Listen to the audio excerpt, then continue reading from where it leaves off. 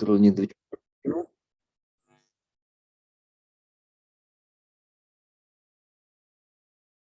Виктору Леонидовичу Круткину с докладом на тему «Культура значения и культура присутствия в мире цифровых медиа».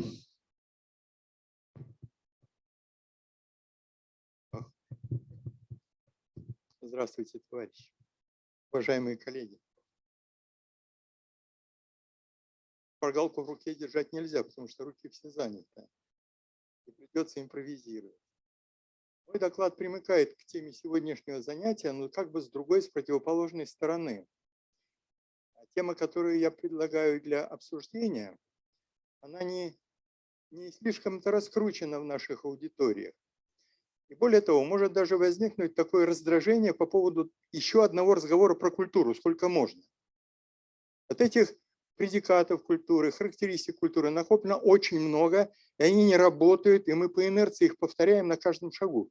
Это не может не тревожить. Ну, например, что означает дифференциация культуры на материальную и нематериальную? Что означает дифференциация культуры на материальную и духовную? Еще хуже.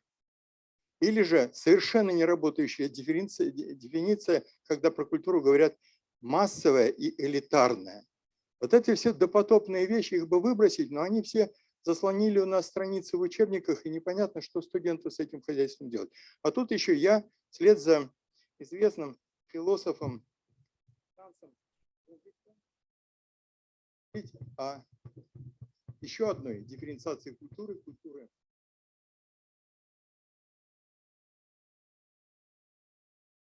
Новый диссонанс, который я опять-таки сразу ощущаю в адрес или в отношении темы самой нашей конференции, заключается в том, что все разговоры про искусственный интеллект и интуицию, интеллектуальную интуицию, они все идут по линии как раз-таки культуры значения.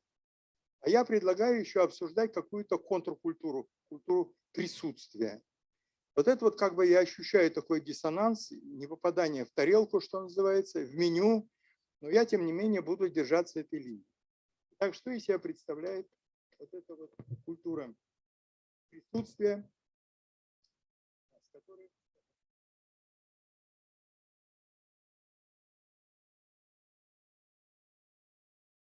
все-таки они стоят здесь.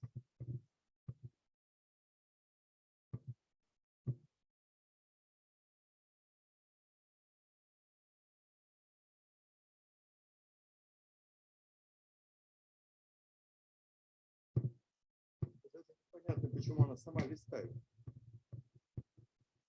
Вот так. В названии есть еще понятие цифровые медиа, и тут тоже нужно несколько слов сказать.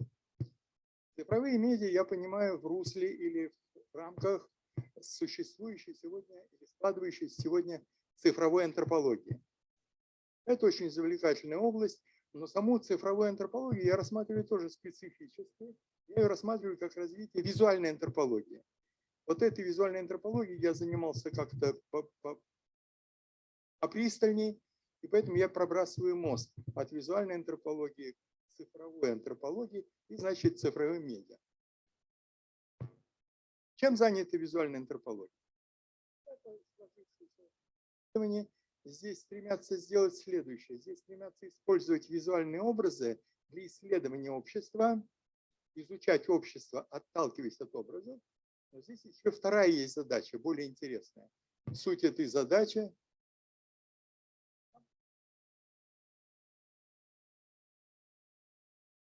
никакой, первый. Но есть еще вторая задача, которая связана с тем, что визуальные антропологи стараются не просто использовать образы для изучения общества, они стараются изучать еще то, как люди используют образы. Вот эта сторона дела так и остается во многом закрытой, непонятной, как люди используют образы, что они делают с образами. Вот с этой точки зрения у цифровой антропологии очень большие перспективы, потому что она может решать то же самое. Визуальные медиа, о которых мы сегодня говорим, даются через технику, через мониторы. Мы все видим через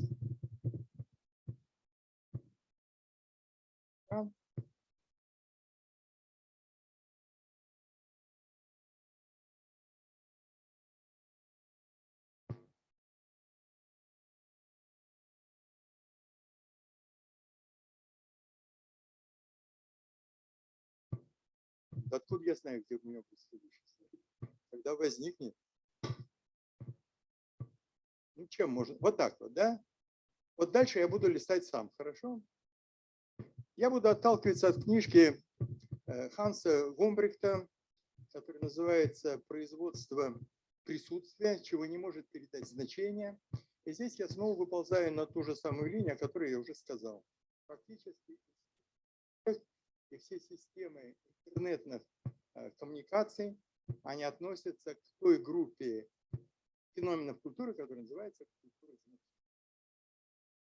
Присутствие так и остается сбоку припев. И мне нужно как-то ее сейчас тут реабилитировать, а может быть и не надо это делать. О чем здесь идет речь?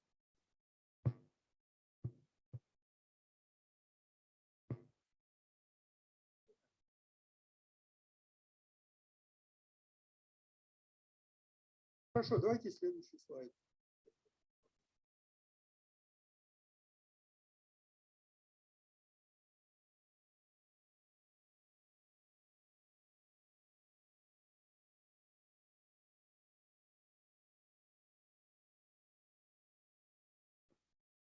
Называется миражность вот этого присутствия.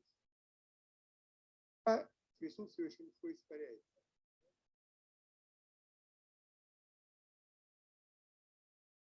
Заметил следующую вещь. Описано.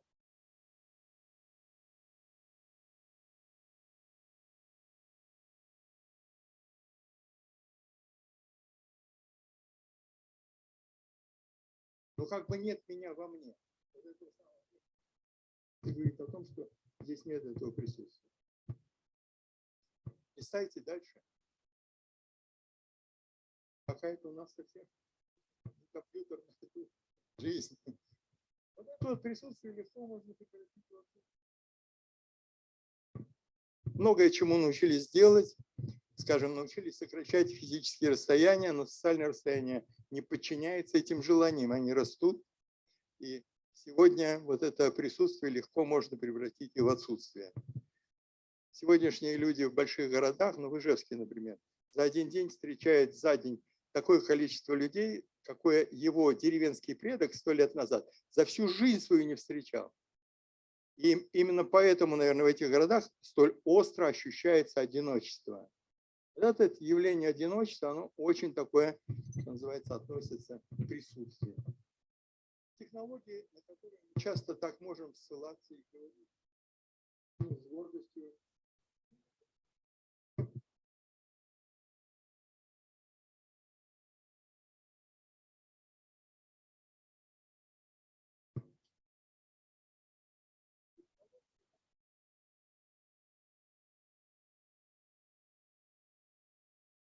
Область и коммуникации, и область производства фактически резко поменяли наш образ жизни, и не всегда этот образ жизни называется.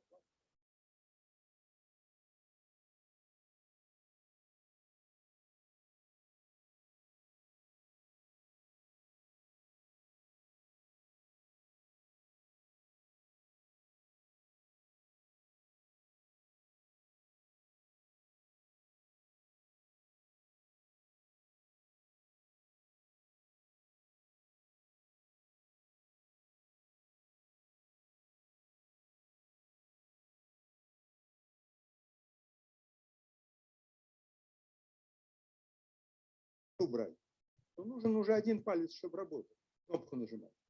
Вот эта рука нажимает, палец нажимающий кнопку, это все зачастую вот остаются в этом мире. Один палец для работы.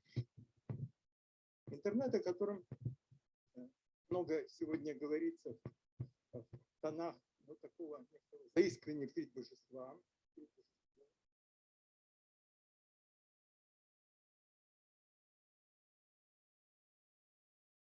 Утопии.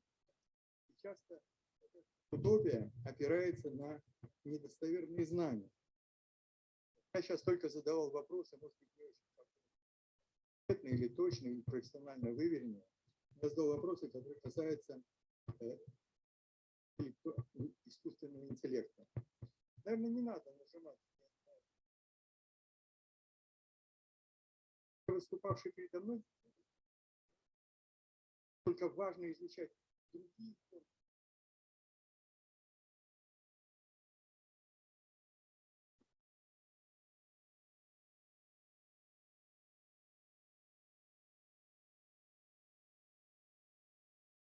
эмоциональные способы реагирования. Эмоциональный интеллект. Вот сейчас вышли книжки Антонио Томасо, нейрофизиолог.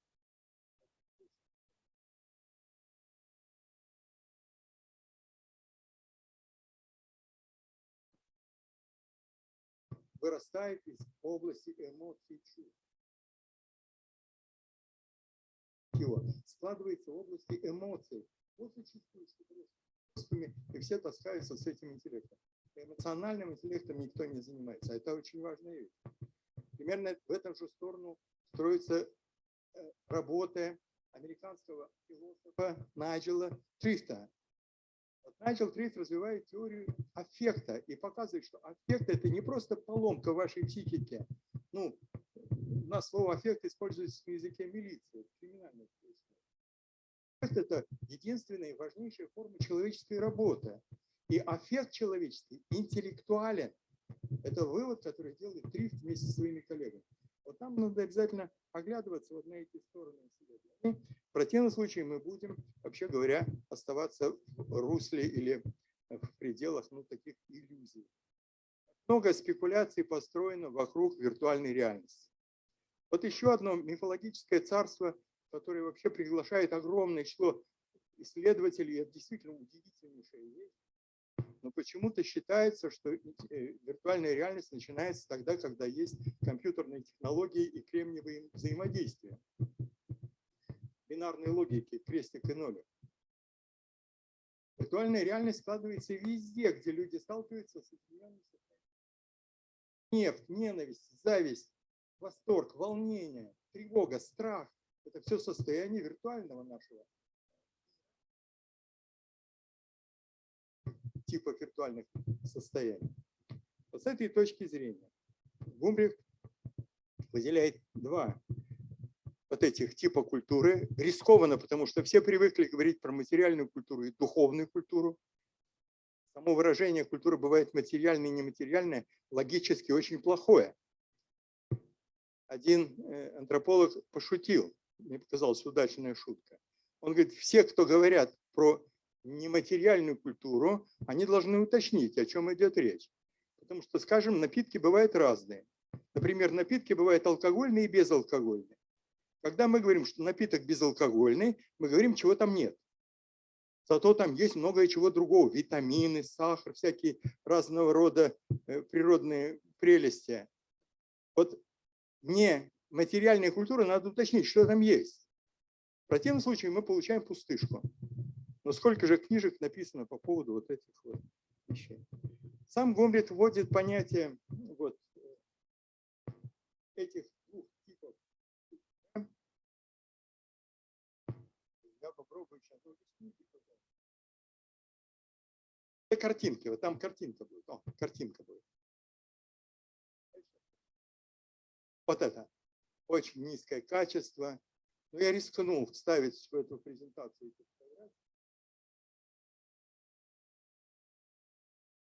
С точки зрения Гумбрихта, можно сказать, мы имеем здесь дело со средами.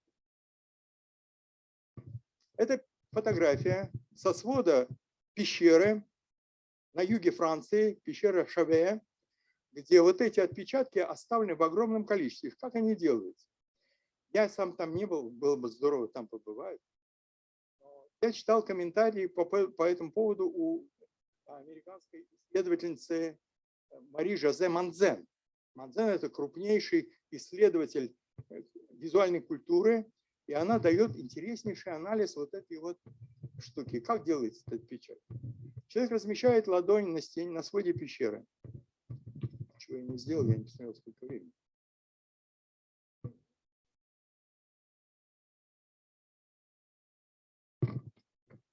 Человек размещает ладонь на своде пещеры, затем через специальную трубочку он дует на свою ладонь жидким пигментом, который содержит во рту, и этот пигмент оседает по форме контраста на этой стенке.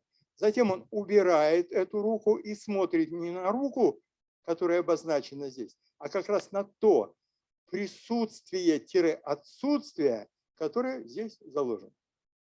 Манзен пишет, это был первый автопортрет человека, который сделал портрет себя, отталкиваясь только от того, что есть перед ним. А перед ним есть стена, и он, и его рука, и рука, которая ушла отсюда.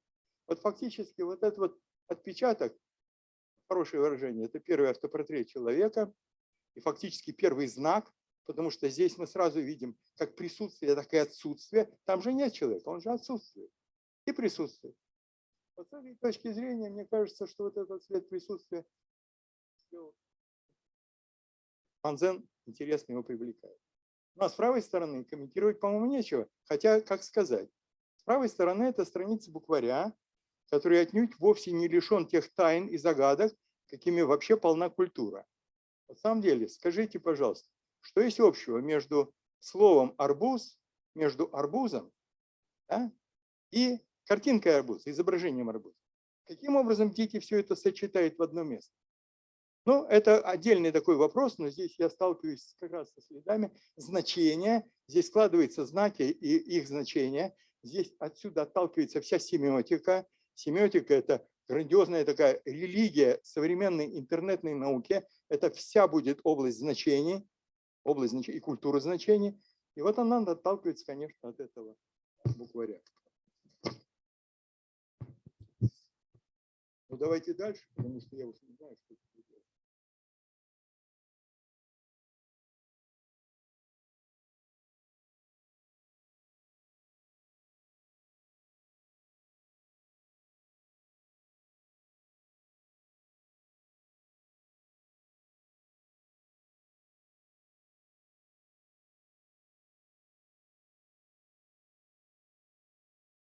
Могут двигаться в русле значений, могут двигаться.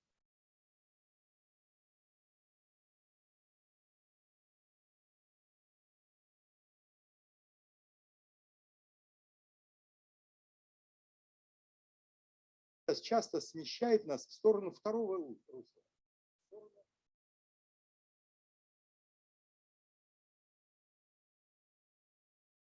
Связанные с культурой присутствия.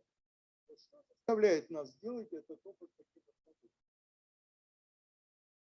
Делаем опыт бедным. Прощаем его в широту.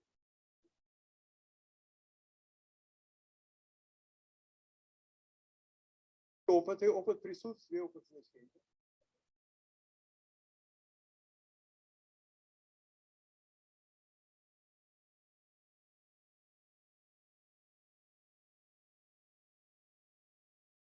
Опыт значений, он опирается на опыт.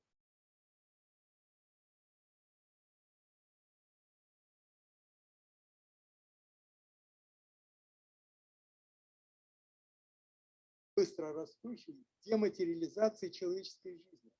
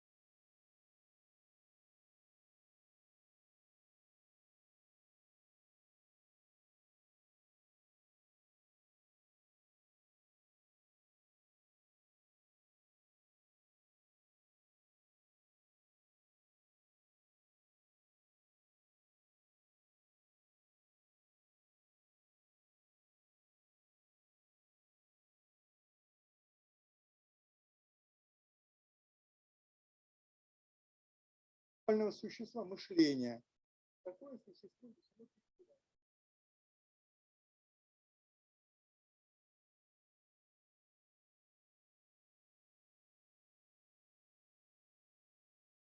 существо лишено переживания. Оно лишено тела.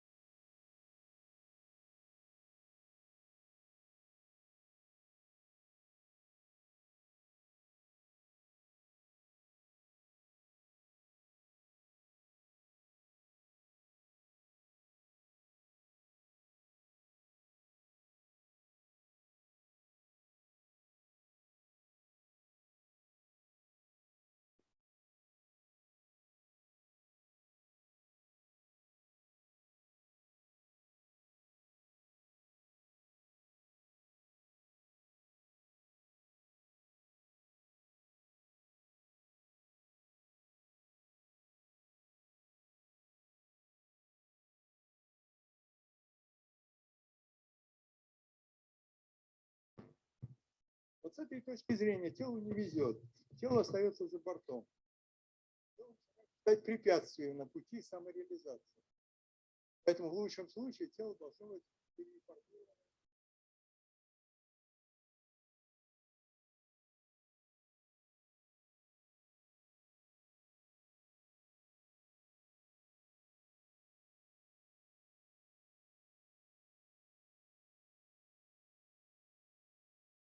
Часто тут мы столкнемся с капризом.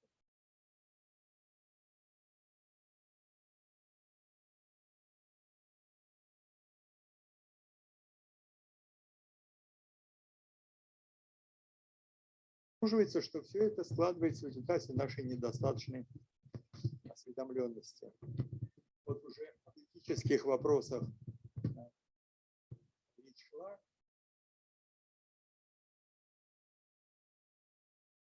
Но всплывают вопросы.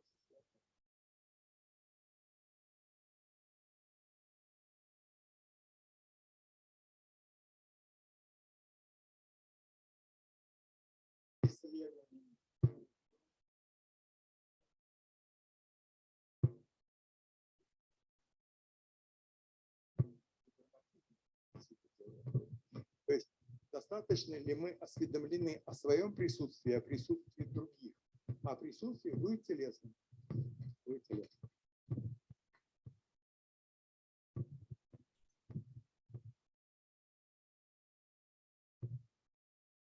Вот про то, что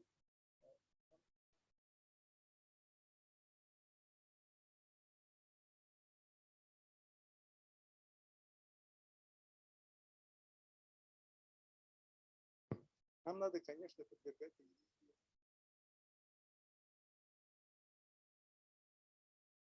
тщательные, как оказалось, представления. Фактически все школьные учебники опираются на действительно.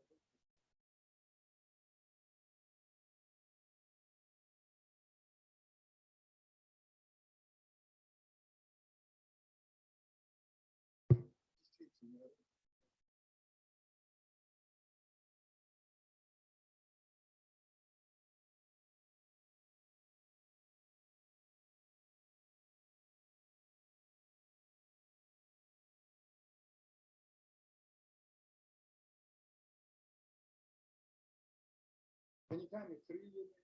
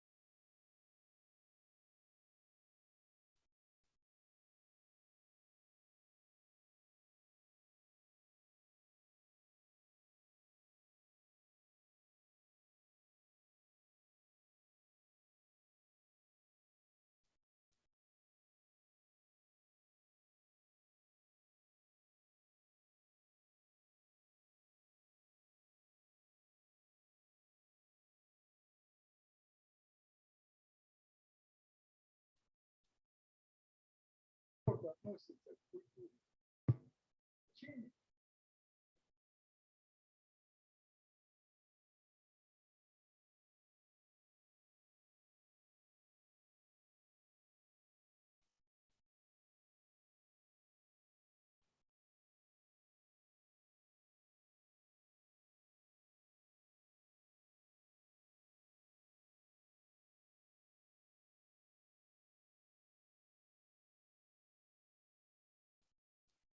Вот разница получается. Вот с этой точки зрения, конечно же, опорой для Гумбехта выступает философия Хайдеггера.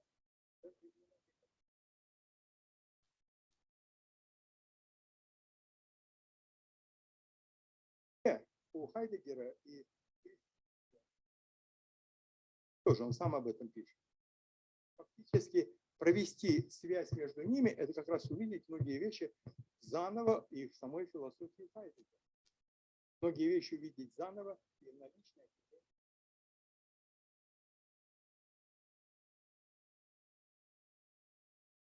Заканчивается. Ну, давайте тогда будем делать вывод. Там у меня есть несколько. Вот у меня есть еще картинка. Ну, давайте, раз уж я ее приготовил, включите, пожалуйста, вот этот ролик. Я только скажу пару слов.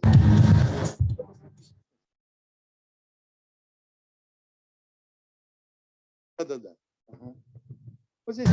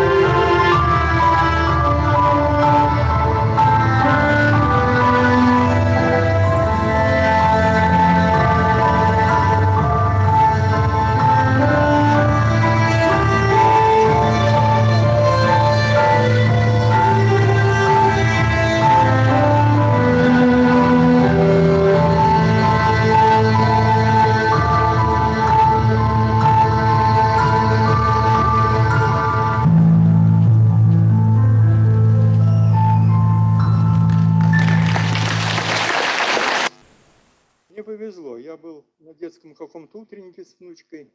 Внучка была отдельно, а я вдруг в проходе видел. Я понял, что она делает. Она своим телом. Я видел, как работает восприятие. Комбриг пишет вот что. Самым сильным примером одновременного действия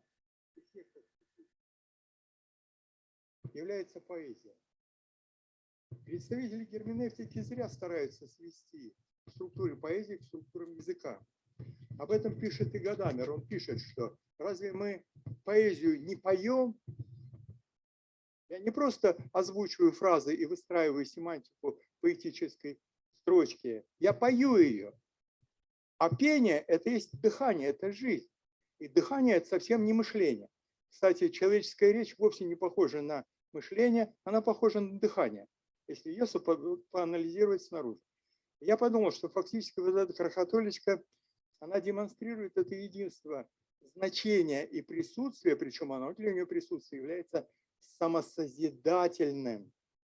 Потому что эффекты присутствия никогда не открываются изнутри себя, они всегда открываются из мира, извне мира. Они всегда имеют такую теологическую природу. Художник никогда не изображает мир, он его создает. И создает из своего, что называется, откровения. Откровение как открывание.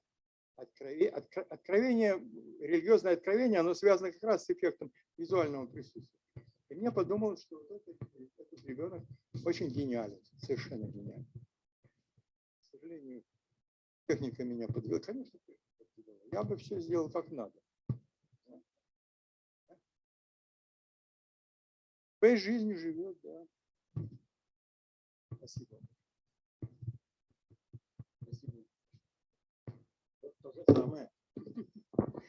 Спасибо, Виктор Леонидович, за доклад. Уважаемые участники, пожалуйста, ваши вопросы. Как очные, так и онлайн.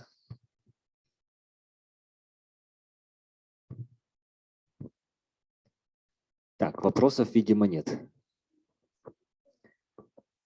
Пожалуйста.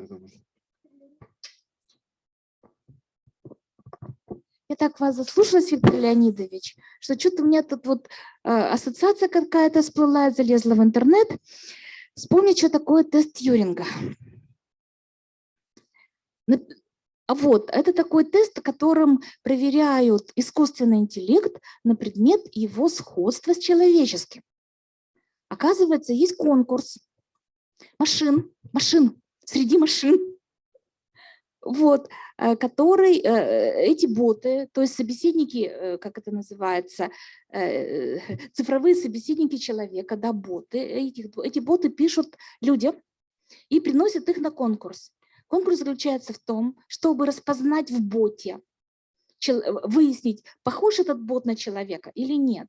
Очень просто. Любой желающий может зайти на сайт этого конкурса, выбрать совершенно случайным образом собеседника, он не знает, кто это, и определить, с кем же он беседовал, с машиной или с человеком. Побеждает та машина, которую идентифицировали как человеческий интеллект не менее 47% испытателей. Вот, я первый раз услышала, что это такая вот конкурсная ситуация, оказывается.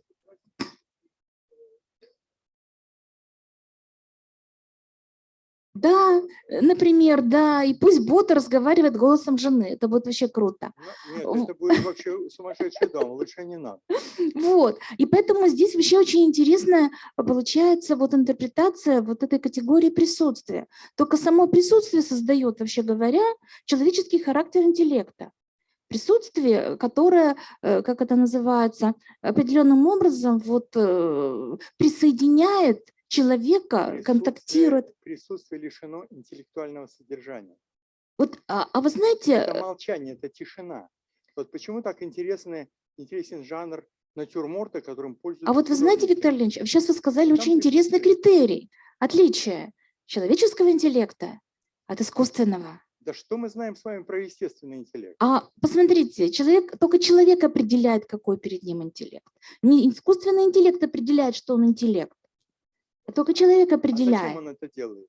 Потому что, а вот интересный вопрос, а зачем вообще интеллект нужен? Нет, зачем он определяет, кто перед ним находится, машина или человек? Ну я скажу, в рамках конкурса там премия. Но это другое дело. Премию дают, между прочим, премию дают разработчику, да, этой машины. Я бы хотел вернуться вот к школьникам, о которых речь шла в предыдущем докладе. Обратите внимание, они протестовали, им не нравилась идея. Им интересен свой собственный человеческий интеллект. Они хотят его развивать. А мы здесь говорим, возьми машину и поговори с ней. А почему же здесь не присутствует развитие собственного интеллекта? Это напрячься для того, чтобы разгадать, кто перед тобой. Это что, не компоненты развития? Ну, развитие... Развлечение, приписывание, идентификация – это разве не вот перспективы как вот новых способностей интеллектуальных? В том числе, да, и перспективы как раз интеллекта, связанного со значением, но не с присутствием. Присутствие немое, оно молчаливое. Это тело, это поверхность, это гнев, это любовь, это страсть. Вот это присутствие. А все остальное – это логика и дедукция. Ну тогда тоже хороший критерий. Хороший критерий, да. Где нет присутствия, а есть только значение, то тогда это интеллект. А где? Машинный, да. Да. Вот, а где есть присутствие, там уже не человек. Ой, не машина, я извиняюсь. Там человек. А вот интересно, а машина может молчать? Молчать? Молчать? Сейчас машина и молчала. Она молчала. Нет, молчание машины совсем другое, нежели чем то, что называют молчание человека. Мы очень часто пробрасываем эти вот как бы мосты. Время-то еще не вышло, нет? Ну тогда давайте кулуары переводим. Мы слишком часто пробрасываем эти мосты. Зачем мы себя машинизируем? А человечек хотя бы слегка. Все. Так, спасибо за интересный доклад, Виктор Леонидович, который, в общем, вызвал даже дискуссию небольшую. Так, мы движемся дальше, и слово предоставляется Максиму Александровичу Ковалеву с докладом на тему «Онтологические проблемы в задачах общего искусственного интеллекта».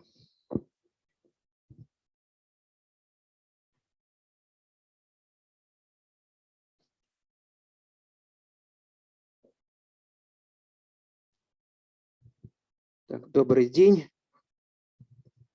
У меня, собственно, тема онтологической проблемы в задачах общего искусственного интеллекта. Она на самом деле продолжает те дискуссии, которые здесь были по поводу и машины Тьюринга, о том, что и почему они это делают, и относительно Гадамера понимания Хайдеггера. Да? И можно там переключить слайд. Собственно говоря, первое, что еще Миль говорил, что, правда, он говорил относительно законов логики, о том, что существует две проблемы, да, при построении теории, вообще при построении моделей познания, построении, прежде всего, замечательно, да. Вот при построении, в его приложении логики, это гносеологическая, онтологическая проблема, да, как мы справимся с понятием, с рождением понятий, знаков, символов, как мы справимся с их манипулированием. Но Миль, собственно говоря, онтологический вопрос не рассматривал. Он рассматривал это все дело, конечно, более практично. А мы все-таки, если говорим о искусственном интеллекте, то должны ответить на эти вопросы. Но в рамках сегодняшнего доклада я хотел обсудить вопрос, это онтологические проблемы. И для постановки, то есть весь доклад строится на том основании, как бы мы могли бы построить задачу, например, программистам, да, и для технической реализации этой задачи. То есть аспект и вот основная линия, которая у меня есть, это попытка технического обоснования, да, философских концепций, как это можно донести. И перефразируя вопрос онтологический, можно сказать так. Существует ли возможность достижения полной автономности процессов концептуализации понятий онтологии, процессов символизации как необходимое условие миропонимания в рамках того или иного технологического подхода? И таким образом мы имеем здесь две проблемы. Это проблема, собственно говоря, понятий, проблема рождения знаков, проблема миропонимания с точки зрения машины, о которой говорили, нужно ли ему, в какой оно нужно степени, и можно ли без этого. И, конечно, технологических подходов, потому что сегодня, конечно же, мы можем говорить, много говорят об нейронных сетях, о том, что они сегодня там могут выполнять все задачи, в том числе проходить тест Тьюринга. К тесту Тьюринга я еще вернусь, потому что там есть ряд особенностей. Например, то, что сам Тьюринг, говоря об этом тесте, всегда говорил так, что это всего лишь эксперимент. Он позволяет заменить вычислитель, но вычислитель, если мы вернемся к тому пониманию вычислителя, который есть, это вычислитель человек, то есть девушка, которая сидела и рассчитывала, и он понимал именно рациональную сторону. А когда к нему обращались и начали приставать, без другого слова, по поводу вообще замены машины человека и так далее, эмоциональный, он выдвинул этот тест, но всегда говорил о том, что человеческое познание, оно шире, и на самом деле вот последнего интервью на BBC ровно говорит об этом. Да, мы можем сделать рационализацию, но сам Тьюринг никогда не говорил о замене человека. А то, что дальше пошли вот эти все, был все время там, забыл сейчас уйти с головы, многолетний конкурс по поводу попыток действительно выиграть этот вот приз, он заключался в том, что в 10 минут попытаться, собственно говоря, симулировать человека. Но больших успехов, в общем-то, как бы в этом не было. Да? Как тут его переключать-то? Что-то у меня не очень получается. А куда его? На этот? На него? Просто я, может быть...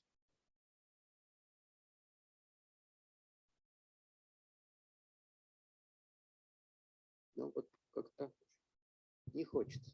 Тогда я пока начну. На самом деле здесь, говоря об этом, нужно говорить о двух вещах. Прежде всего, значит, буду без подсказок, без шпаргалки с колес. Значит, прежде всего здесь, как я уже сказал, можно там... работает он или как он там? Все, пошел, да? На это вот. Вот, это на самом деле вопрос можно разделить на два. Это концептуализация понятий и генезис, собственно говоря, новых символов и возможности этого в рамках функционирования машинного интеллекта. Сейчас мы говорим о интеллекте любого из этих подходов, и символьных, и коннекционистских. Хотя на самом деле, если мы говорим о коннекционизме, о нейронных сетях, то говорить о символах здесь особо не приходится, да, потому что все-таки нейронные сети, это мы имеем в виду, это задачи максимизации, как поиск каких-то локальных максимумов, минимумов и ну, кластеризации. То есть это все-таки другие задачи, и только в рамках символьных методов мы можем говорить об оперировании какими-то смыслами, да, потому что у нас здесь есть трансформация понятий. Основными точками отправления для постановки такой задачи, наверное, существует две. Первое – это все-таки тезис об отсутствии сколько-нибудь приемлемой теории сознания сегодня. Мы до сих пор не знаем ни как она работает, ни что это такое. Существует много гипотез. Сегодняшние вот эти вот когнитивные науки, нейромаркетинг, все вот это вот нейро там с большим шлейфом там из 30-40 наименований, которые есть, они фактически не дают сильного приближения к тому, что это там работа там Анохина и когнитом. Они дают какие-то первые представления, но не решают две вопроса. Да? Ну, скажем так, это и проблема когита, даже если мы поймем, собственно говоря, как связываются нейроны, а где рождается сознание. А если вот это вот шишковидная проблема шишковидной железы все равно остается, собственно говоря, на месте. Никто из нее. И второй тезис все-таки от подручности техники. Сегодня очень много, это очень важный термин, потому что вот сегодня, когда слушаешь в основном разного рода диалоги о том, что там и о сингулярности бостромовской, да, и о заподмене человека, и о том, что там завтра они нас всех победят, и так далее, и так далее.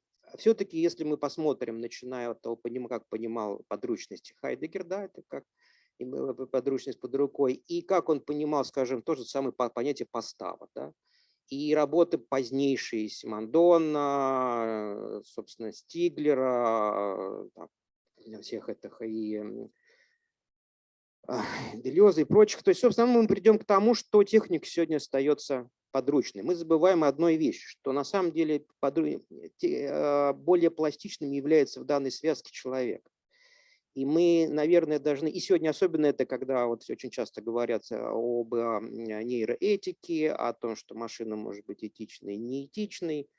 Существует сейчас публикация о том, что можно ли, например, авторские права машине, там, да, или кто будет отвечать за что-то. Все равно мы возвращаемся к той проблеме, что человек как более, если мы смотрим проблему подчинения технике, то, во-первых, начиная с Хайдеггера, мы все являемся частью постава.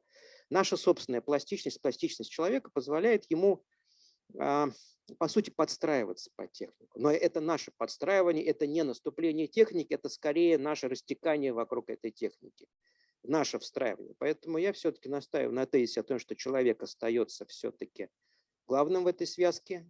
Он может быть безответственным в этом вопросе.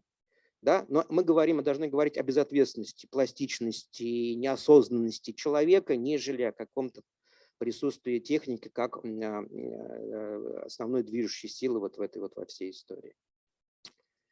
И, как я уже сказал, что, на мой взгляд, если мы рассматриваем разные методы, собственно, кондиционистские, когнитивистские, да, если вы помните, кондиционизм – это у нас там нейронные сети, да, есть еще там ряд там кластерного анализа, которые там пытаются там делать, то все равно мы говорим о том, что кондиционизм – это все-таки кластерный анализ, это поиск каких-то минимаксов, это не вопрос о действительном мышлении, о логике, даже если мы оставимся в парадигме Тьюринговой постановки вопроса замены вычислителя, да, не человека вообще, вот это очень важно, а вычислителя. Все равно именно символьные методы здесь могут нам что-то дать дополнительно. В рамках нейронных сетей мы можем решить только одно условие – это внимательность. Вот, собственно, что они делают. Внимательно делить одного котиков от собачек, вот ушки по ушкам. И продолжая вопрос, собственно говоря, если поставить по вопросу онтологически, да, для программистов, например, да, которым слушают, любое исследование должно иметь цель. Ну вот, цель исследования.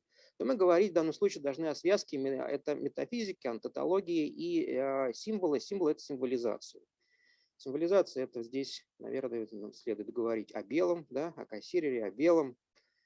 Ну, мы еще к ним подойдем.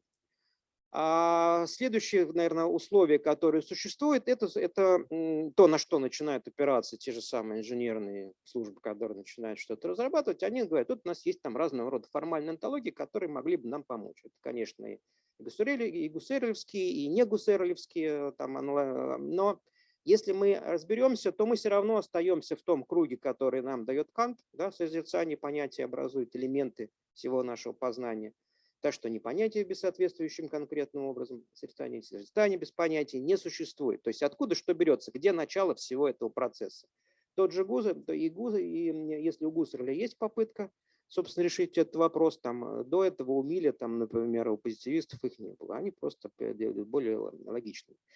Я просто хочу сказать, так, время ограничено, да, это большая, конечно, тема, но в результате я хочу сказать, что мы не очень сильно продвинулись вперед, и сегодня мы остаемся все равно в этом самом замкнутом круге, формальной онтологии нам ничего не дают. Но что-то делать надо. То есть хотим мы или не хотим, но технологии развиваются, и задачи, и существует и задача создания искусственного интеллекта, там отдельный вопрос, зачем нам это, там, этика и так далее.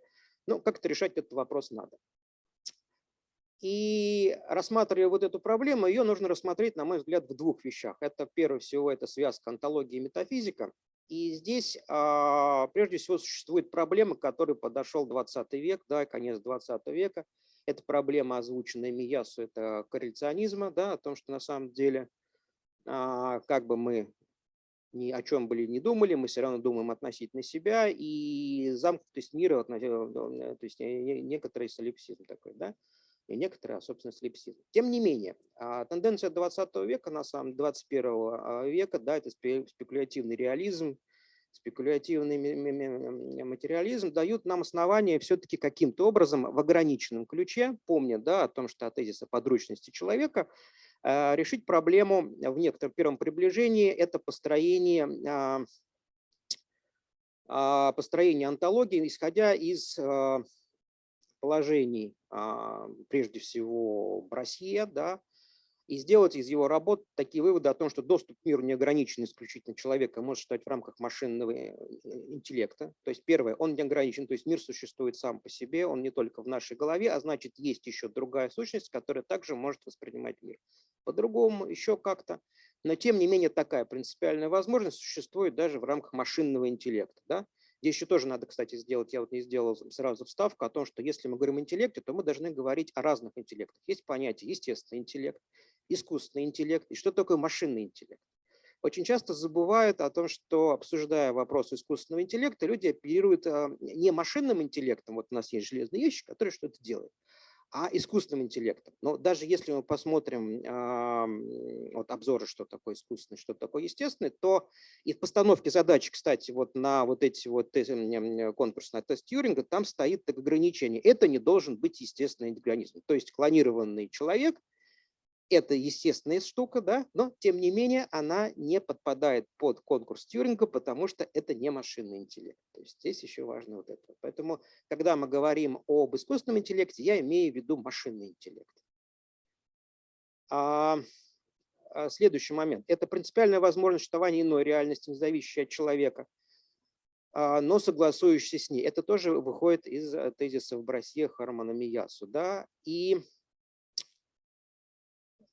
только если мы существуем, что у нас, то только если мы соглашаемся с зависимостью существования мира в себе и мира для нас. И четвертая вещь, которая очень важна, но которую часто забывают, как раз проблема творчества, которая часто трактуется как, вот, скорее, как в терминах царства Десаура. Если помните, да, это о том, что есть какие-то мысли, которые существуют за, потому что он писал тоже о технике, возможности, в том числе о творчестве, да. И одна из вещей, он говорил, что техника никогда не сможет достичь человека, потому что вот есть четвертый мир, в котором существуют идеи, до которых техника достучаться технически не может. Вот такой вот у него есть.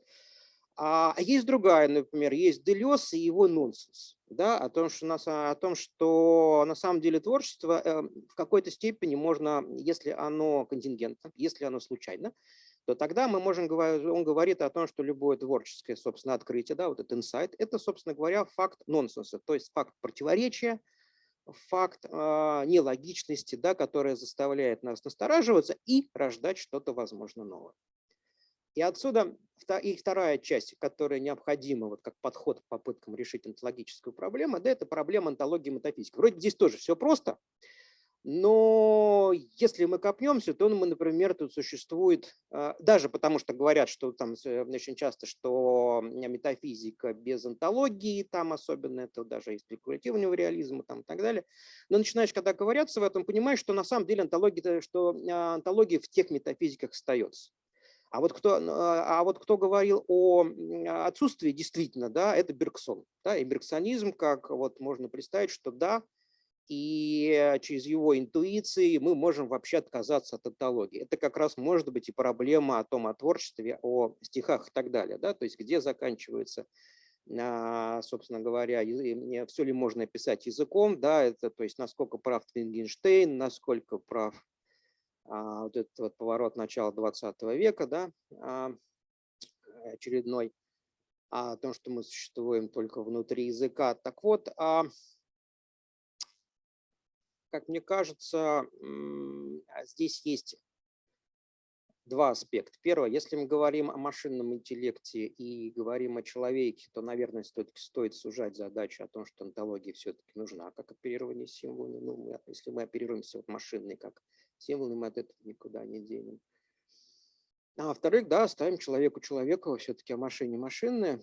Это требует тоже исследований. Но, тем не менее, я вот хочу сослаться на Карена Спасяна, который говорил о том, что в этом споре Бергсона и Кассира, наверное, все-таки стоит ставить на точку зрения Кассира, хотя он, конечно же, не доработал систему, конечно же, он не дал понятия, все-таки он математик, откуда что берется. Я так понимаю, у меня уже время, да, выходит? Да, я буду поэтому сейчас быстро. И отсюда, собственно, оперируя вот этими понятиями, я хочу сказать, что мы можем все-таки совместить некоторым образом машину и человека, да, на основании таких вот вещей. Первое, что, во-первых, мы можем дать машине возможность создавать новые концепты. Я их назвал так, шутка, так, дополнительные законы робототехники Азимова, да, к первым трем. О том, что машина должна искать поиск несоответствия сложившейся структуры, вот как раз вот структур концептуальной модели объекта, полученной с помощью сенсоров, например, информации, и использовать ее как источник получения новых знаний. Она это может делать. Второй вопрос – возвращение подручности человека, о том, что все полученные новые знания, она все-таки должна обязательно согласовывать человека, не противоречия им. Да? И следующее о генезисе новых символов здесь возникает, если проанализировать Бергсона более подробно, то здесь возникает такая штука о том, что на самом деле само по себе возникновение нового символа, если мы почитаем Белого, Кассира, само возникновение нового символа не является преступлением, потому что одна из проблем, которая существует, а как же машина может рождать символы? Да? А если она не те символы? А на самом деле в этом нет проблем. То есть машина может родить любой символ, вопрос для, например, нового явления, да, и этот символ потом может обрастать новыми понятиями, может на точке расширяться и так далее. Но точка, собственно говоря, вот бифуркации, она вполне возможна, если мы говорим о случайности этих процессов. Если мы возвращаемся, собственно говоря, к Миясу и так далее, мы говорим о возможности контингентности. Контингентность позволяет нам генерить что-то случайным образом, дальше сравнивать это с реальностью, говорить, да, мы с этим согласны или не согласны, да. Это же об этом говорит, о том, что мир, если мир независим, да, и о том, что мы должны развлечения, понятия тоже различные. И отсюда мы переходим, собственно говоря, к третьему выводу, еще по поводу символизма к выводам, о том, что процесс именования является свободным, а, соответственно, мы отсюда можем доделать, например, шестой закон, пускай в шуточной форме закон Азимова о том, что в соответствии с правилами предыдущих законов, пятого, да, робот имеет право давать имена понятиям в соответствии с правилами, установленным тем языком, на котором происходит процесс именования. Она здесь может быть со мной спорить о том, что действительно у нас есть языковые вещи, но говоря о рациональности, возвращая к Тюрингу, к машине как вычислителя, мы все-таки должны сказать, что давайте хотя бы оперировать пока в рамках языковых концепций. Второе, допустимость легитимизации разрыва реальности и чтойности объекта в научной презентации и о том, что это является поводом для формирования новых понятий. И третье – это необходимость корреляции всей вот этой штуки истории с человеком по причине тезиса о подручности. Да? То есть, таким образом, мне кажется, существует некоторый путь решения онтологической проблемы в задачах искусственного-машинного интеллекта, о котором, собственно, моя и диссертация, это вот кусочек, который я из нее достал. Спасибо.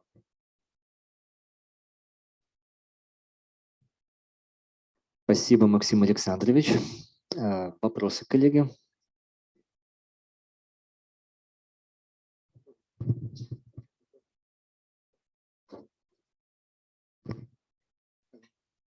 Спасибо большое, очень интересный доклад. И вот я задумался в одном месте, оно на 3-й странице с конца была. И речь у вас шла о том, что существуют, вообще говоря, такие картины мира вне человека. Я понял. Вот там вот строчечка такая. Существует вне человека, да. Здесь где-то. Вот это. Да. Я вот вспомнил о чем. Недавно, где-то с полгода назад, на экраны вышел фильм питерского кинорежиссера. Его звать Виктор Косаковский. Очень талантливый человек. Эта лента у него номинировалась даже на Оскара, но что-то не прошла там, не надо. И фильм парадоксальный, как раз неожиданно перекликается вот с темой вашего сообщения. Там речь идет о картине мира, которая совершенно не человеческая, но и не машинная. Что же еще возможно? Фильм, который снял Косаковский, там нет ни одного кадра с человеком. Фильм называется «Гюнда», если я правильно говорю. В этом фильме герои животные. Героиня этого фильма свиноматка, мощная такая свинья с поросятами. Ее звать Гюнда. Он снимал этот фильм в Норвегии, в Швеции и в Англии где-то еще. И фильм поразительный как раз вот по глубине этой мысли, что существует картина мира, альтернативная нашей с вами. В том числе и нашей этики, эстетики, нашей трансцендентальной философии и технологии. И вот этот взгляд, вообще говоря, стоит как-то учесть. И тогда мы полнее будем понимать, как человек смотрит на мир. Фильм Косаковского про свинью или про поросят – это фильм про человека, про людей. И про то, что мы из себя, вообще говоря, представляем. Это интересная лента. Она лишена какой-то там такой зеленой заботе о природе, совсем нет. Но вот это как раз, мне кажется, вариант картины мира, альтернативный человеку и технике. Он и не технический, и не машинный, и не человеческий. Он другой.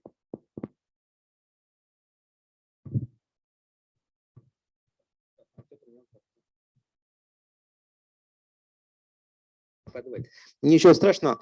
Вы совершенно правы, и в этом есть, собственно говоря, как корень, один из основополагающих тезисов для того, чтобы мы могли решить вопрос искусственного интеллекта, да, и как связать, да, то есть вот если посмотрим там работы Венды, например, да, наш взгляд о гибридном интеллекте. То есть прежде всего, если мы говорим, то здесь две проблемы. То есть как могут думать другие, действительно, каким может быть мир. То есть, например, с одной стороны, одна крайность есть мир только человеческий, да, и тогда мы можем достраивать, например, ту же машину до человека, да, то есть, соответственно, систем гибридного интеллекта.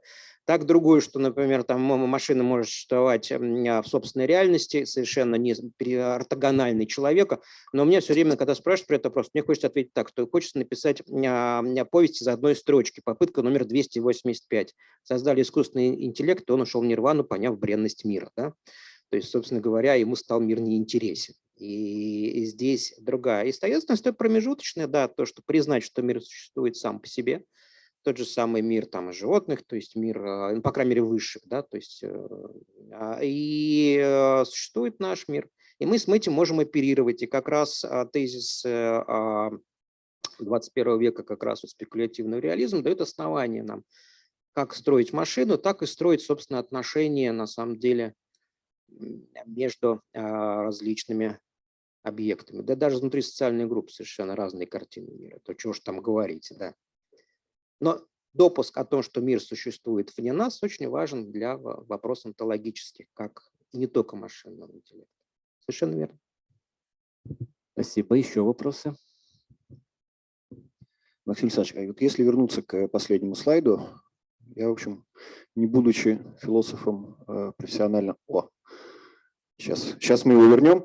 Вот. Но я, пока мы возвращаем последний слайд, попробую вопрос сформулировать. В тех тезисах, которые там заявлены, достаточно важную роль играют законы робототехники Азимова. Да, Азимова, да. Значит, в тот момент, когда законы робототехники Азимова у нас с вами создаются, в общем, человечество имеет дело пока только с одной формой того, что потом будет называться искусственным интеллектом. Это форма алгоритмическая. Сейчас я запущу и... Прикрутите туда сразу, наконец, там, да. Сейчас. Вот, значит, алгоритмические формы искусственного интеллекта, в общем-то, имеют некоторую прелесть в том плане, что, по крайней мере, есть формальные законы, которые описывают производство информации в рамках таких систем. Ну и, соответственно, мы можем ставить формальные ограничения. Сегодня мы имеем дело, помимо алгоритмических систем искусственного интеллекта, с тем, что называется нейросетями, то есть системами, сложность которых выше, чем, собственно говоря, процедура их описания. Вот насколько эти тезисы будут и для нейросетевого искусственного интеллекта применимы? Ну, как бы вопрос такой, то есть там, где мы имеем не алгоритмические модели, которые подчиняются формальным законам, а модельки, которые, ну, сложность которых достаточно высока, которые предел тщательно превышают, и где, в общем-то, формально повлиять на процесс производства знаний сложнее, чем в системах алгоритмических. А давайте так, теперь вот то, что вы правильно, вы очень хороший вопрос задали, на самом деле, спасибо, да, давайте теперь отделим немножечко все-таки, что такое сложность, да, и существует ли в этой сложности, например, там какая-то самоорганизация, какого рода и что это такое, да. То есть если мы говорим, что там у нас есть 8, 10, 25 слоев, собственно говоря, в нейронной сети, даже у нее там есть там GPT там, с какими-то там обратное там, обучение, там, так далее, там глубинное обучение, да, но мы все равно говорим об одной и той же математической модели. Это, статистическая обработка данных, предобработанных выборок. То есть принятие решения, да, если мы говорим даже творчество, а даже просто принятие, это преобразование чего-то в чего-то, да, вот символьный логика. Это преобразование, когда мы возьмем уравнение математическое, мы его доказываем, да. Что значит, почему нейронные сети не доказывают уравнения? Потому что они не могут делать вывод. Поэтому, когда мы говорим о сложности нейронных сетей, мы не говорим о сложностности, да? Мы не говорим о том, что у нейронных сетей появляются какие-то свойства за пределами внимательности. А следовательно, если мы не можем объяснить, как работает паровой котел, да, вот, собственно говоря, паровоз, но мы им пользуемся, это не значит, что у паровоза есть перспектива стать искусственным интеллектом. Поэтому в данном случае сложность паровоза никак не определяет его возможности выхода за пределы вот его паровозной сущности. То же самое здесь. Поэтому здесь это вопрос совершенно из разных областей. А сегодня страшилки по поводу нейронных сетей, они заключаются в двух вещах. Да? Первое – это то, как подготавливаются, собственно говоря, на чем обучают. Вот проблема обучающих выборок. Да, вот большие там есть там сейчас там чуть ли не станции там в индийских деревнях, когда люди за 3 копейки отказываются размечать эти тексты. Да? И, соответственно, срывы вот эти вот, собственно говоря, в решениях, они говорят о том, что неправильно подали обучающую выборку. Кто подал? Эксперт. Вот то, с чего начинали, первый доклад. Да? А второй вопрос о том, что хочется, конечно, особенно крупным корпорациям, переложить ответственность за их систему, особенно это в медицине, да, вот это вот особенно острая вот эта история, это в медицине, да, вот если автоматизировать, у нас сегодня телемедицина, радиомедицина, удаленная медицина, не человек, в общем, без врача медицина, да, но проблема в том, что и пытаются делегировать, собственно говоря, ответственность, или там биржа, да, когда там машина приняла решение, обрушила биржу. Пытаются делегировать, это не мы, это машина. Но если мы разберемся с точки зрения, какие бы многослойные не были эта машина, ответственный за это человек, который обучал машину, верифицировал машину. И да, мы должны понимать этический вопрос ответственности. Если машина потеряла управление, там, и у нее, не знаю, там, лопнули там, тормоза, да, там, отказали тормоза, кто виноват? Она сбил человека.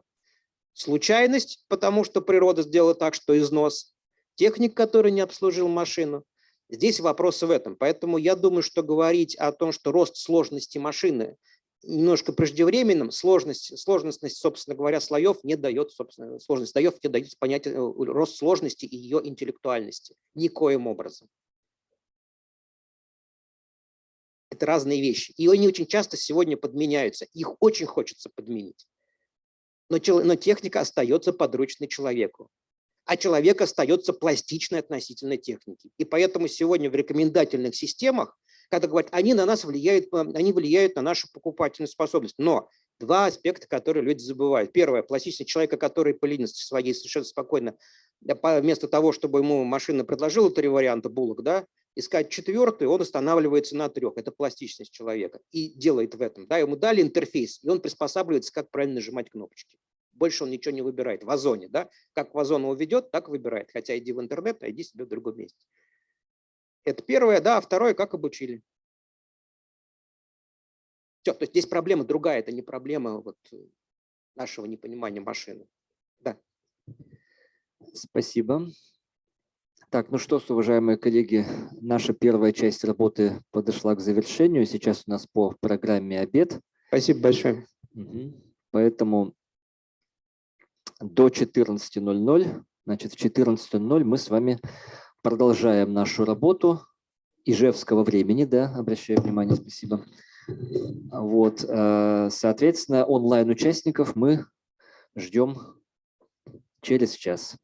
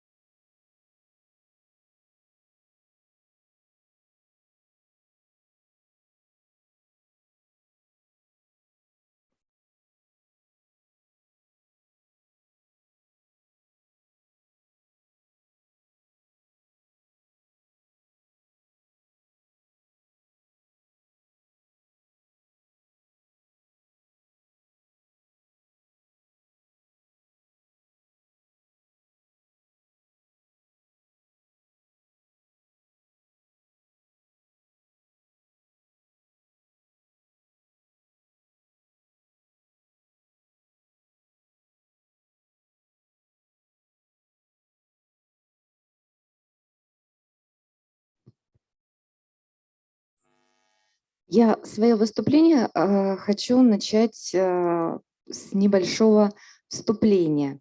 Виктор Леонидович в своем сообщении сказал, что эмоции это и есть интеллект, или они стимулируют, да, проявление интеллекта. Моя статья с этого и началась.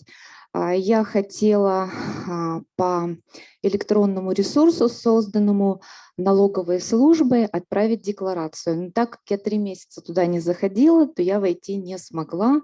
Естественно, расстроилась и на этой почве написала свои мысли, которые составили мою статью. Вот. По образованию я историк и обратила внимание на то, что фотографии, картинки дают интересующимся какой-то проблемой дополнительную косвенную информацию. Поэтому в моей презентации в основном картинки на тему искусственный интеллект. Итак, можно показать следующий слайд. Искусственный интеллект в начале 21 века стал атрибутом всех сфер общественной жизни. Можно следующий слайд. В политике он выполняет разнообразные функции, в том числе ведет подсчет голосов избирателей. Можно следующий слайд. Консультирует население о порядке предоставления государственных услуг.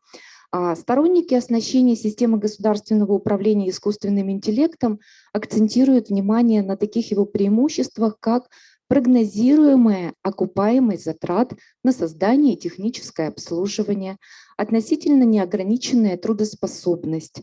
К этому добавляется описание выгод потребителей госуслуг. Можно показать следующий слайд. Да, вот я еще пропустила. В быту очень активно у людей, имеющих определенный достаток, применяется такая техника, которую можно назвать искусственный интеллект.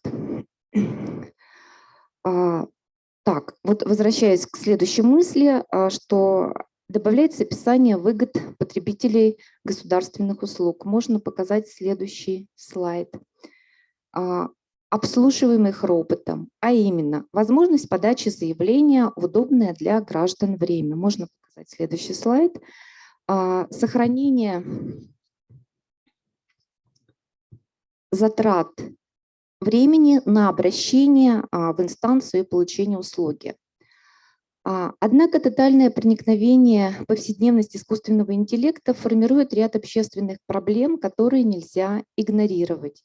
Обеспокоенность вызывает то, что внедрение искусственного интеллекта осуществляется без должного учета индивидуальности личности, способной по-разному воспринимать электронного помощника в силу возраста, темперамента, психологической предрасположенности к определенным контактам с физическим миром. Пожалуйста, следующий слайд покажите. Следующий слайд. Например, человеку, ориентированному на взаимодействие с человеком или природой, труднее обращаться с техникой или знаковой системой. В связи с этим особую значимость приобретает осмысление сущности понятия интеллект. Можно показать следующий слайд. По мнению Кучинского, интеллект человека – это система познавательных способностей. При этом о высшем уровне развития интеллекта можно судить по показателям мышления, восприятия, памяти, речи индивида. Создание искусственного интеллекта, как мыслит ученый, предполагает определение критериев, отличающих собственное интеллектуальное поведение от поведения, не нуждающегося в интеллекте. Следовательно, при безальтернативном внедрении роботов в сферу государственных услуг важно осознавать, что компьютерные программы выполняют ограниченное количество функций: кодирование и хранение информации, анализ данных, выдача результатов. Тогда как естественный интеллект способен выходить практически за любые устоявшиеся алгоритмы. Можно показать следующий слайд. То есть вот здесь схематично представлен один из возможных алгоритмов. Человек в такой ситуации может найти другой вариант выхода. Отправной точкой решения о целесообразности замены человеческого труда или его отдельных функций искусственным интеллектом должно быть положение о том, что непостижимое посредством единого эффективного алгоритма остается вне функции ЭВМ. Можно показать следующий слайд. Вот я так думаю, что это современные электронно-вычислительные машины, которые находятся в центре молодежного инновационного творчества. И сегодня на открытии, когда говорили о том, что военная операция, проведенная на территории Украины, осуществлялась искусственным интеллектом, не отметили, что все-таки решение было принято человеком об использовании этих новых видов вооружения. Новейший искусственный интеллект разрабатывается людьми, поэтому робот не превосходит своих создателей в способности к мышлению. Исследователи отмечают, что любая существующая в настоящий момент система, в том числе и такая, о которой говорят, что она способна обучаться, работает на основе заложенного в ней алгоритма. Алгоритм роботу, как правило, программируют специалисты по информационным системам и технологиям. Практика применения искусственного интеллекта демонстрирует тревожный симптом. Государственные структуры, увлеченные передовыми технологиями, совершенно упускают из внимания такой важный аспект, как гуманизм разработчика алгоритма работы искусственного интеллекта. Можно показать следующий слайд. Если изобретатель паровых машин мог обойтись техническими знаниями, то обладающий схожей направленностью знаний создатель искусственного интеллекта, сконструированного для выполнения мыслительных операций и отдельных функций за человека, рискует предложить человечеству изобретение, во-первых, тормозящее развитие человеческого мышления. То есть использование роботов приводит нас к тому, что мы начинаем мыслить как робот. Я в своей профессиональной деятельности нередко слышала следующее предложение, идущее от подчиненных к руководителям. Дайте алгоритм выполнения задачи. Во-вторых, изобретение, вызывающее у потенциальных пользователей неприятие искусственного интеллекта из-за отсутствия в заданном алгоритме гуманистической составляющей. Можно показать следующий слайд. Вот иногда так выглядят студенты, которые пытаются войти в систему ФЭПО для того, чтобы решить тест по истории. Почему это происходит? Можно показать следующий слайд. Потому что нужно ввести логин, пароль и доказать, что ты не робот. Иногда на это уходит до 10-15 минут. Они волнуются, они под камерами, без каких-либо записей решают тестовое контрольное задание. Так, сейчас, извините. Рассмотренное положение имеет глубокий смысл. Почему? Робот не может решить проблему выживания и эволюции биосистем. Можно показать следующий слайд. Да, вот такая картинка, которая показывает, что может произойти с человеком в будущем. Следует с осторожностью подходить к массовому внедрению искусственного интеллекта в различные сферы общественной жизни, несмотря на свойственный искусственному интеллекту потенциал освобождения естественного интеллекта от рутинных функций. Можно показать следующий слайд. То есть, безусловно, вот внедрение роботов в производство целесообразно, но в то же время оно приводит к освобождению рабочей силы. И я была на стажировке в Венгрии, мы посещали предприятие, где производят автомобили Audi. Вот.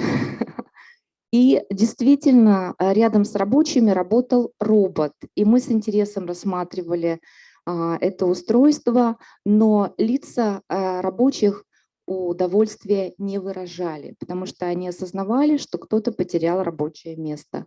Можно показать следующий слайд. Хочу обратить внимание на то, что цифровизация экономики влечет за собой вытеснение естественного интеллекта из сферы услуг.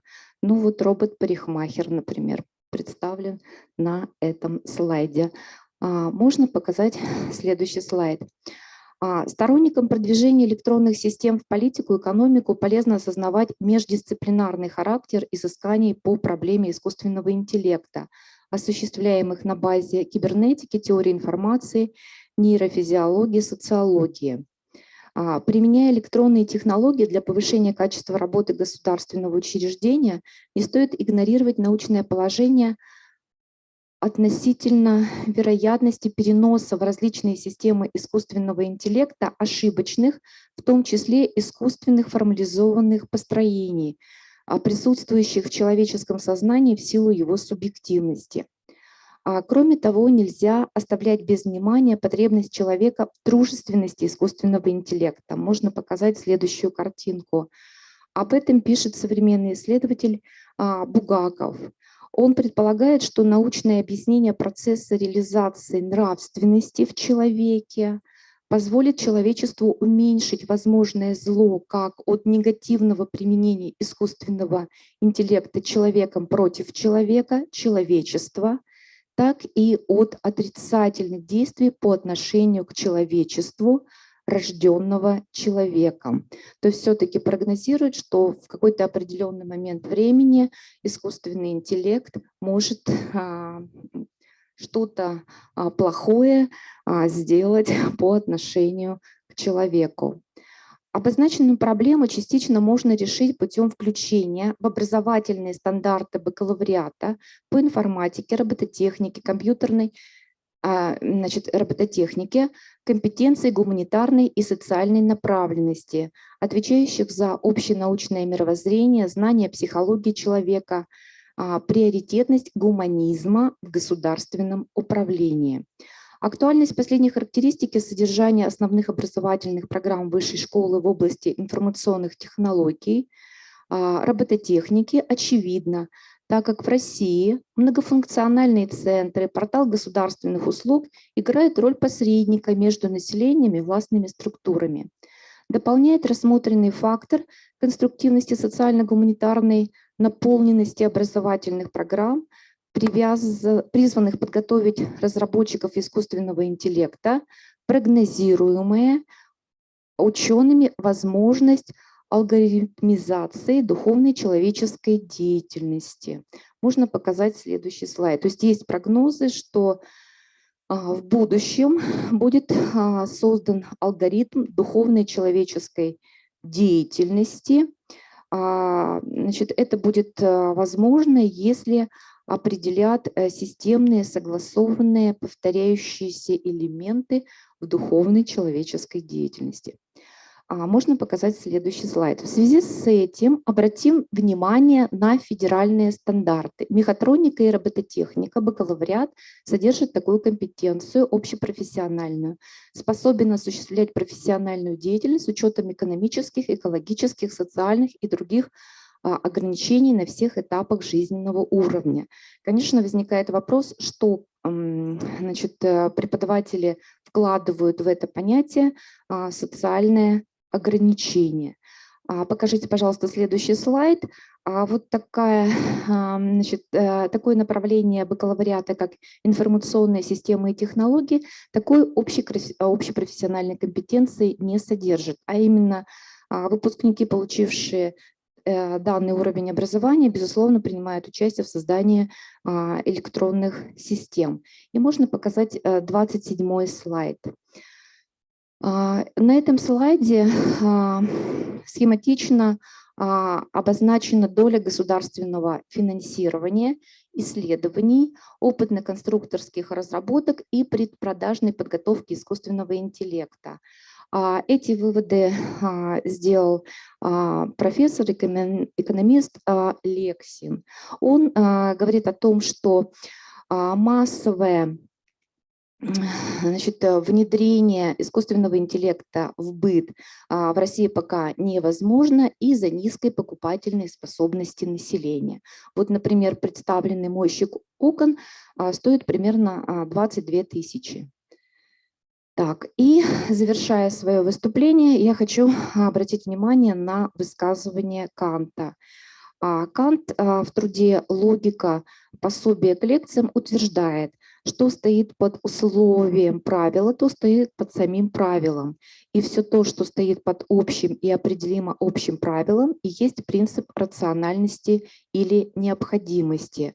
Поэтому я считаю, что при создании искусственного интеллекта нужно руководствоваться следующими соображениями. Искусственный интеллект должен выполнять рутинные функции и таким образом освобождать человека для мыслительной деятельности. Спасибо, у меня все.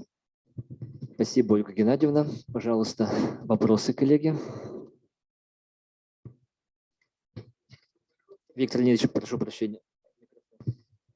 В отношении выработки некоторого корпуса или свода общих компетенций, которые бы относились к гуманитарной вменяемости человека. У меня вопрос вот какой. Возможно ли это?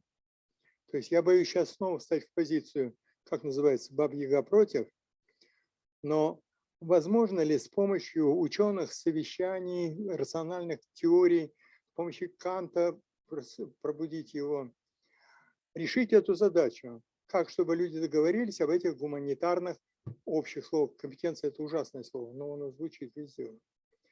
Я приведу простой пример. Вот, скажем, практическая задача. Люди живут, взаимодействуют. Люди взрослые и люди маленькие, дети. Есть задача воспитания детей. Детей надо наказывать. Наказывать надо или нет? Вот как гуманитарий этот вопрос? Пороть или не пороть? Это вопрос жизни. И я сильно сомневаюсь, что где-то в голове, в теориях мы можем этот вопрос решить в какой-то общей платформе.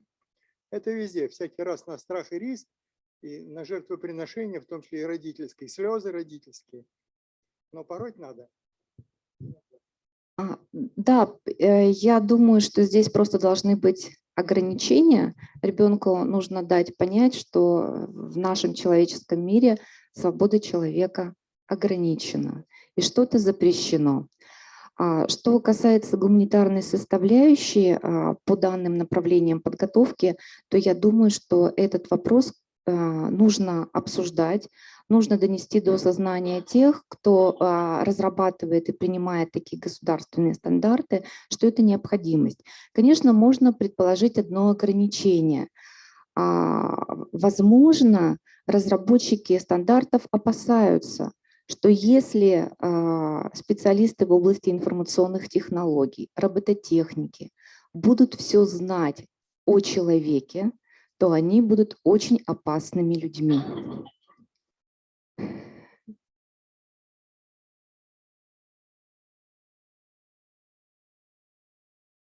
Ну, безусловно, вот когда я так думаю, что бакалавр, получивший по данному стандарту образование, привлекается в научный коллектив для создания искусственного интеллекта, то он вынужден вести сотрудничество с представителями других научных направлений, потому что они в большей степени знают, что представляет собой человек, как, например, биологическая система. Вот тут как раз, я тоже хотела, кстати, спросить про множественность этик, потому что мы сегодня в Фейсбуке понимаем, что, например, Фейсбук работает по канонам новой этики, да, то есть если ты будешь употреблять какие-то слова не так, как принято в новой этике, то ты не будешь находиться в Фейсбуке. То есть одно дело множественность этик, а другое дело, неужели вы полагаете, что вообще работа разработчика, да, программиста, бакалавра будет зависеть от того, насколько ему внушили этические представления или представления биологии. Ведь они работают по заказу в основном, да? То есть и речь идет все-таки о квалификации и о компетенциях, да, и о там, социальной зрелости, социальной ответственности заказчика. а не самого разработчика. То есть поэтому, сказать, кого-то с гуманитарным Ну вот знанием. тут слайд, где было показано, что нужно доказать, что ты не робот, да. Я думаю, что люди, которые создали эту защитную функцию, не подумали о людях, которым нужно решить контрольный тест, и они вынуждены потратить не только время, но и свои нервы на то, чтобы зайти в систему для тестирования. Не социальным знанием, это системами тестирования, да, то есть любые программы, да, любые как бы наработки технологий, они тестируются на людях. Возможно, это как раз были недостатки тестирования, когда вот я тоже это ненавижу, я совершенно согласна. Вот у меня просто сложилось такое мое личное представление, что специалисты в области IT-технологий, они решают поставленную задачу, например, создают личный кабинет для компании. Но меня как пользователя это возмущает. Я не хочу, чтобы у меня было 20 личных кабинетов. Я не хочу помнить там 20 паролей и 20 логинов. То есть это все понятно, они решают поставленную задачу, но в этот момент они не думают обо мне в полной мере. Но это заказчик не думает. Спасибо.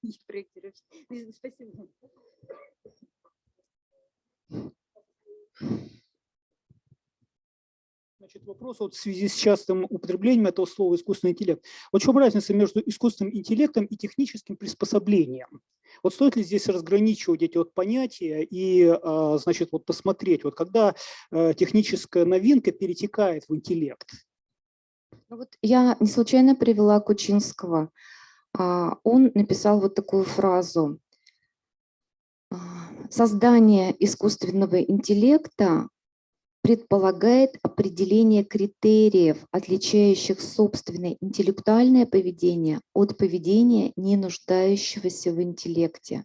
То есть то, что мы сейчас называем искусственным интеллектом, это часто то, что выполняет определенные функции, заданные алгоритмом, и при выполнении этих функций не мыслит.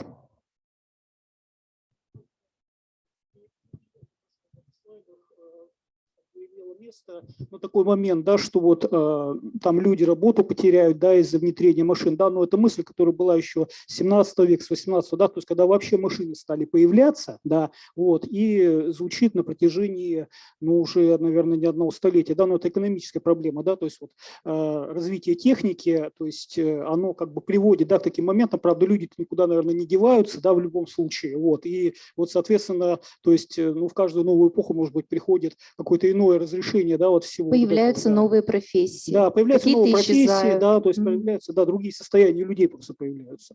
С вами согласна. Спасибо, Ольга Геннадьевна. Так, мы движемся, коллеги, дальше, и мы видим, что у нас на связь вышла Миронова Татьяна Михайловна.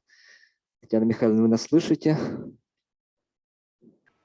Да, здравствуйте, уважаемые коллеги. У меня Пожалуйста, вам слово. Сейчас. Значит, тема доклада «Проблемы искусственного интеллекта в парадигме транснауки и трансгуманизма». Пожалуйста. Здравствуйте, коллеги. Немножко тормозит. У меня, к сожалению, не беспроводная связь. Большое спасибо за возможность участвовать в вашей конференции. Как уже было объявлено, это проблема искусственного интеллекта в парадигме транснауки и трансгуманизма. То есть проблема методологии искусственного интеллекта,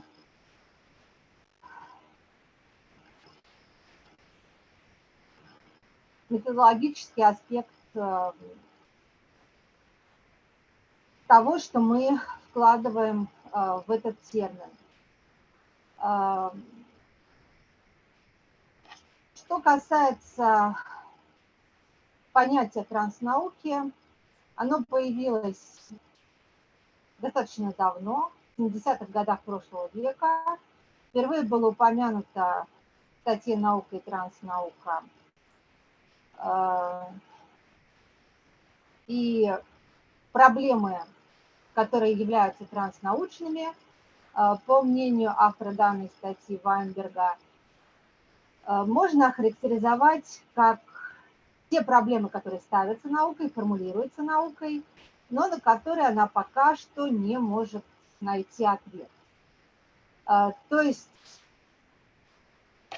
к данным проблемам на данный момент относится целый ряд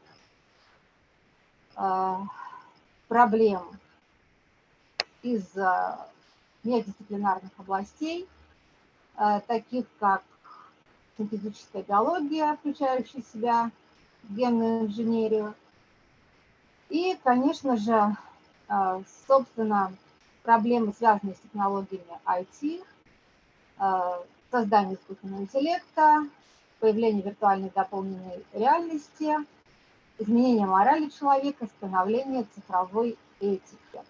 Об этом сегодня уже было сказано, упомянута роль этики в рассмотрении проблемы искусственного интеллекта. Ну, вот еще раз хотелось бы это подчеркнуть. Также одной из характеристик, одной из особенностей транснауки является трансдисциплинарность.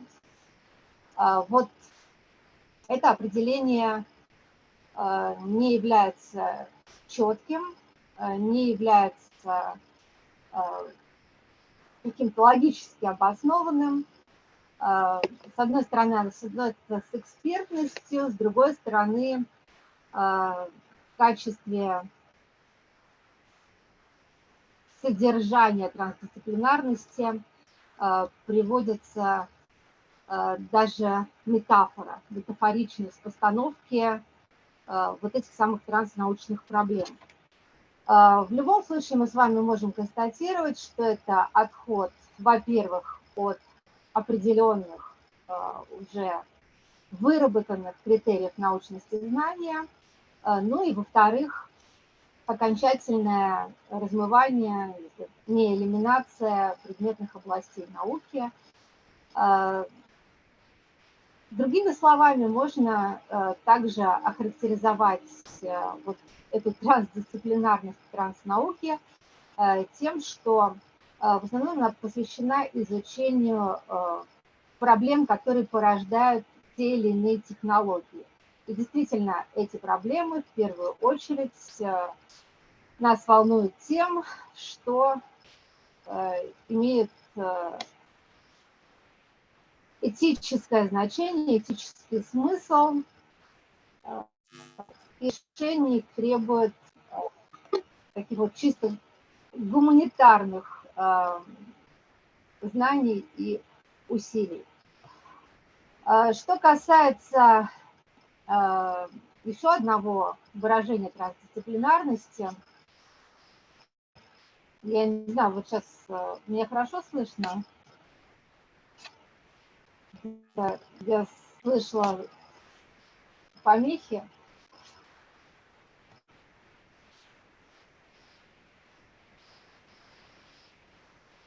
Вне классической парадигмы, вне деления наук сначала на гуманитарные и естественные, далее, как мы помним, добавляются технические науки, трансдисциплинарность выражается в подчиненном положении гуманитарных дисциплин.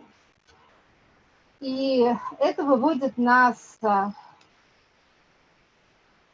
другую парадигму, методологическую парадигму трансгуманизма, с точки зрения которой гуманитариям, наверное, проще рассуждать об искусственном интеллекте, поскольку мы все-таки не являемся IT-специалистами,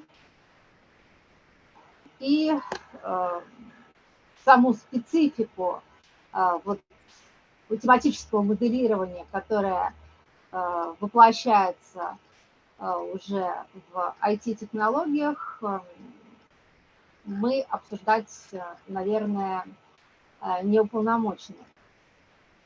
Что касается идеологии трансгуманизма, я думаю, что все присутствующие знакомы с этой тематикой. Идея совершенного человека. Сам термин трансгуманизма появляется в 50-х годах, вводится в научный оборот в 1958 году. Не так много времени проходит после Второй мировой войны. Идея сверхчеловека, которая присутствовала во многих культурах, или идея совершенного человека, идеального человека, в трансгуманизме трансформируется в идею бесконечной эволюции тела и мозга. И на данный момент эта эволюция может, как считается, быть достигнута при помощи технологий InVIT. Это нано, био, инфо, когито-социальные технологии, которые опять-таки включают в себя синтетическую биологию, генную инженерию, сенсорную инженерию, как раз которая предполагает совмещение искусственных и естественных нейросистем, социальную инженерию, технологии дополненной реальности и виртуальной реальности. Для трансгуманистов человек уже не биосоциальное существо, человеческая личность также отрицается в трансгуманизме. То есть известный нам постулат о том, что человек не может быть в полной мере объектом, поскольку он всегда сохраняет свою субъективность, стремится ее сохранить, заменяется совершенно другой идеей о том, что человек – это как раз-таки объект. Более того, природа человека уже не является данной, она является экспериментально устанавливаемой и моделируемой.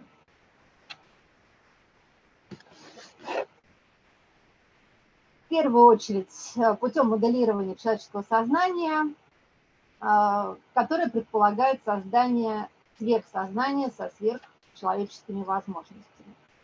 И вот здесь мы, конечно же, сталкиваемся с рядом вопросов. Ну, во-первых, опять-таки с точки зрения методологии, нетрудно заметить, что все вышесказанное подводится под такие течения, как функционализм и редукционизм, где сознание отождествляется, прямо отождествляется с его содержанием. При этом также подчеркивается, что нет различия между живым и неживым. Это мы помним, впервые имело место в механицизме науки нового времени. И также, что касается субстрата сознания, он отождествляется с информацией. При этом существует ряд теорий психологических, которые определяют сознание как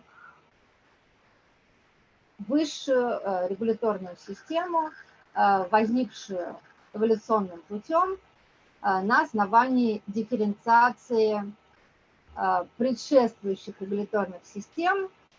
Первой из них являлась ГНИЭС, так называемая, диффузная нейроиммуноэндокринная система. Дальше она разделяется на нервную, иммунную и эндокринную. Соответственно, на ее основе появляется сенсорная психика, потом перцептивная психика, затем репрезентативная психика. И вот уже на основании репрезентативной психики мы с вами получаем то, что называется сознанием, и то, что вот подчеркивалось в предыдущих выступлениях, до сих пор нам трудно определить. Если мы будем продолжать рассмотрение эволюции регулятивных систем далее, мы обнаруживаем, что и над сознанием также существует своя регулятивная система. Таковой является культура, соединяющая в себе и природное, и надприродное начало. Первый вопрос, следующий из этого. Если искусственный интеллект... Татьяна Михайловна, ваше время истекает. Да, прошу прощения, сейчас я постараюсь побыстрее. Если искусственный интеллект является сущностью, соотносимой, сопоставимой с сознанием, способен ли он создать собственную регулятивную систему, что, в общем-то, и являлось бы подтверждением его субъектности. Насколько искусственный интеллект способен к интроспекции, в чем это должно выражаться? Ну, я в своих тезисах написала про электронную поэзию, электронную философию.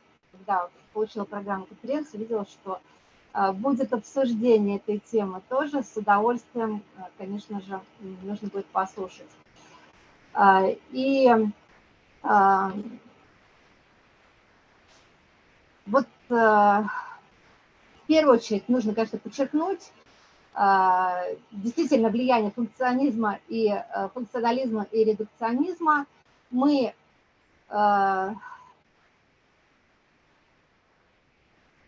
осуществляем проекцию обратно модели на оригинал, проекцию искусственного интеллекта на сознание естественное.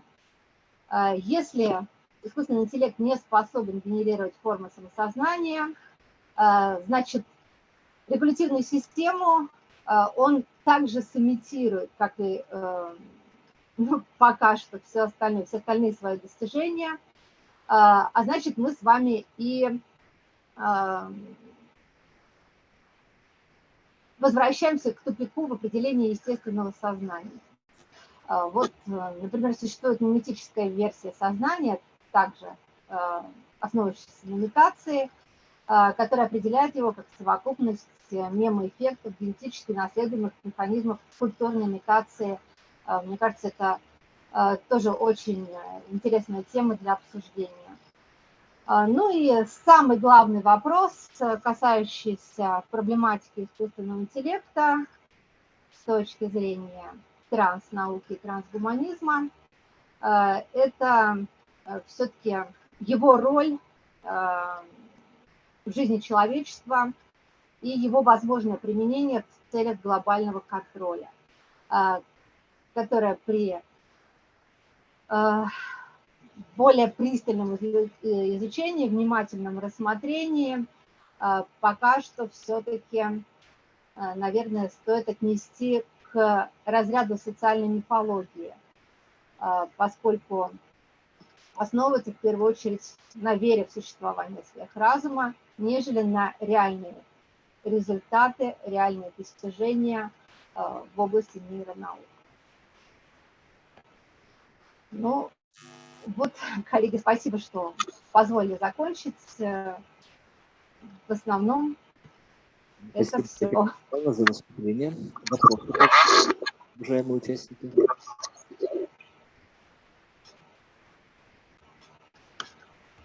Вопросов нет. Так, ну и онлайн-участники тоже, да? Так, ладно, еще раз спасибо вам, Татьяна Михайловна, мы будем двигаться дальше. Спасибо. Так, Ирина Ивановна, вы готовы выступить?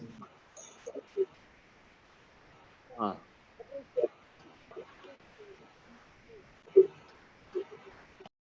есть, в принципе, по плану сейчас размоем. Ну, по идее, это да. Кто-то хочет опережение? Хорошо, значит, слово предоставляется Александру Владимировичу Емельянову с докладом на тему развития искусственного интеллекта в контексте преобразования символической сущности человека. Здравствуйте, уважаемые коллеги. Значит, ну, тема моего доклада, как все, наверное, доклады здесь звучащие, касаются темы, значит, искусственного интеллекта. Вот, но я написал такое вот небольшое эссе, написал это довольно быстро, в принципе, смещая вот исследование этого вопроса в контекст такого понятия, как символизм, вот, и в плоскость, ну, может быть, скорее больше культурологическую, нежели чем плоскость такую, значит, техническую, да, или связанную, да, с какими-то практическими моментами. Ну, можно сказать, да, что тема искусственного интеллекта является в настоящее время достаточно распространенной, если не сказать модной, в современном социогуманитарном знании. Ну, тому причиной можно было бы отметить даже вот не столько наличие данной формы интеллекта, да, как феномена. Вот, я в своих тезисах, ну, слово интеллект, значит, закавычиваю однозначно, да, то есть, ну, у разных людей есть разные отношения вообще к какому понятию, да, то есть интеллект ли это, да, или какие-то иные, да, понятия тут нужно употреблять. Сколько повальная увлеченность современных людей теми формами технических новинок, которые находятся в русле программирования, создания искусственных сред, визуальных артефактов, генерируемых машинным способом. Само по себе это явление является результатом научно-технического прогресса, у которого можно было бы выделить две стороны. Вот сторону практически ориентированную, вызванную, в общем-то, многочисленными задачами в самых разных областях. Это робототехника, например, в медицинских целях, промышленных, военных там, и многих-многих других целях. Вот. То есть развитие интеллекта в контексте просто развития техники. И сторону развлекательно-гедонистическую, пронизывающую особенности складывания времяпровождения, досуга в эпоху постмодернистского потребительского общества. Если первая сторона, да, значит, научно-техническая имеет некие операциональные задачи, связанные с практической пользой, вот, находясь в русле развития техники, да, как таковой, то во втором случае речь идет, собственно, об тех эффектах, в большей степени, может быть, эстетически привлекательных, которые задают поле дискуссии проблемы искусственного разума, искусственного интеллекта. Вот. Ну и такой дискуссионный вопрос, является это проблемой или псевдопроблемой. Вот. Но, в всяком случае, можно отметить, да, что проблемой достаточно артикулированной, да, чтобы на нее следовало обращать внимание. Вот. Ну и вот особенности виртуальной реальности, да, то есть связанные с ее символической природой, будут затронуты вот у меня как бы выступление. Вообще виртуальная реальность, да, о которой часто идет речь в разных контекстах, это не что иное, как инвариант отраженной символической реальности человека. Вот. А символическая характеристика человека – это одна из характеристик, таких сущностных характеристик человека, да, которые появились в 20 веке, наряду, например, да, в 19 веке, 20-м, наряду со способностью к труду, к проживанию в обществе, вот, и в том числе к созданию символов. Значит, ну, разновидности этой реальности, они были неплохо отрефлексированы. Если, например, по словам Кассирера, да, одного из авторов теории символа, значит, символический универсум всегда выступал как универсум языка, мифа, искусства, то в современную эпоху те же самые запросы приводят к созданию разнообразных форм виртуальных, но, по сути дела, тех же самых символических. Сам факт их создания отражает потребность человека в конструировании искусственных миров, значит, погружение в них, восприятие их как естественных, и в связи с этим сложных играх веры, иллюзий, мифологии, все это сопровождающих. Искусственный иллюзорный мир, шла речь ли об искусстве или о религии, всегда сопровождал человека, встраивался в так называемый естественный порядок вещей. Но последний с развитием цивилизации, да, существенным образом изменился и изменяется. Ну, главным образом, собственно, в сторону решения, да, проблем материального существования. Вот. Ну, а появление, значит, использования техники создавало и создает все больше условий, да, для необременительного существования, все больше людей заняты в сфере нематериального производства. Попросту говоря, все мы живем в золотом веке человечества, да, если разобраться, о котором мечтали, да, предыдущие поколения людей. Вот. А в свою очередь это все приводит к расширению сферы искусственного, в каких бы формах оно ни выражалось. Ну и по-другому, если тут еще привлечь такое понятие, как понятие игры, да, в некотором смысле речь идет о заполнении времени, да, то есть придании смысла повседневности, того, о чем писал Эрик Берн, да, в своей работе, там, игры, в которые играют люди, классический, значит, афоризм, да, то есть наличие игровой реальности, да, как некой альтернативы мира реального. Ну, наличие, значит, как бы наличие, развитие виртуальной реальности оказалось возможным как благодаря открытию технологий компьютерного моделирования. Вот, но надо сказать, да, что вот сами идеи, они высказывались, сами мысли, да, они высказываются очень давно, то есть еще со времен Лейбница, как бы не Леонардо да Винчи, да, который, в общем-то, значит, в их проектах уже в 16 веке, в 17 веке как бы звучали то, что это, в принципе, возможно потенциально. То есть, значит, как благодаря открытию технологий этих, так и, собственно, интересы к этому человеку. Ну, человека, глобального человечества, вот, а глобальными людьми, да, то есть, когда говорят о глобальном человечестве, тут можно сказать, употребить такой термин, как коллективное бессознательное, да, то есть люди бессознательно пытаются или стремятся, да, создать вот такие вот моменты. Вот, ну и эффекты, да, которые оказались возможны и реализованными в связи с развитием, да, вот этих вот технологий компьютерного моделирования. Вот, ну, появление технических новинок, собственно, начало тут было положено даже, начало тут нужно отчитывать не книг, да, а начало можно отчитывать с момента изобретения фотографии, кинематографа, возможности воспроизведения звука, света, цвета, вот. Все эти запросы, да, то есть они не связаны с практической пользой, да, вот, но скорее с теми метаморфозами сознания, да, изменениями сознания, которые приводят вот вследствие развития, да, вот этих вот искусственных виртуальных миров. Значит, ну, интерес здесь вызывает, да, вот уже конкретно, если брать уже 21 век, да, значит, наличие, интерес обуславливает наличие возможности создания искусственной модели, например, робота, имитирующего человека, напоминающего действия, заменяющего эти действия, а также возможных ожиданий того, к чему приводят эти действия.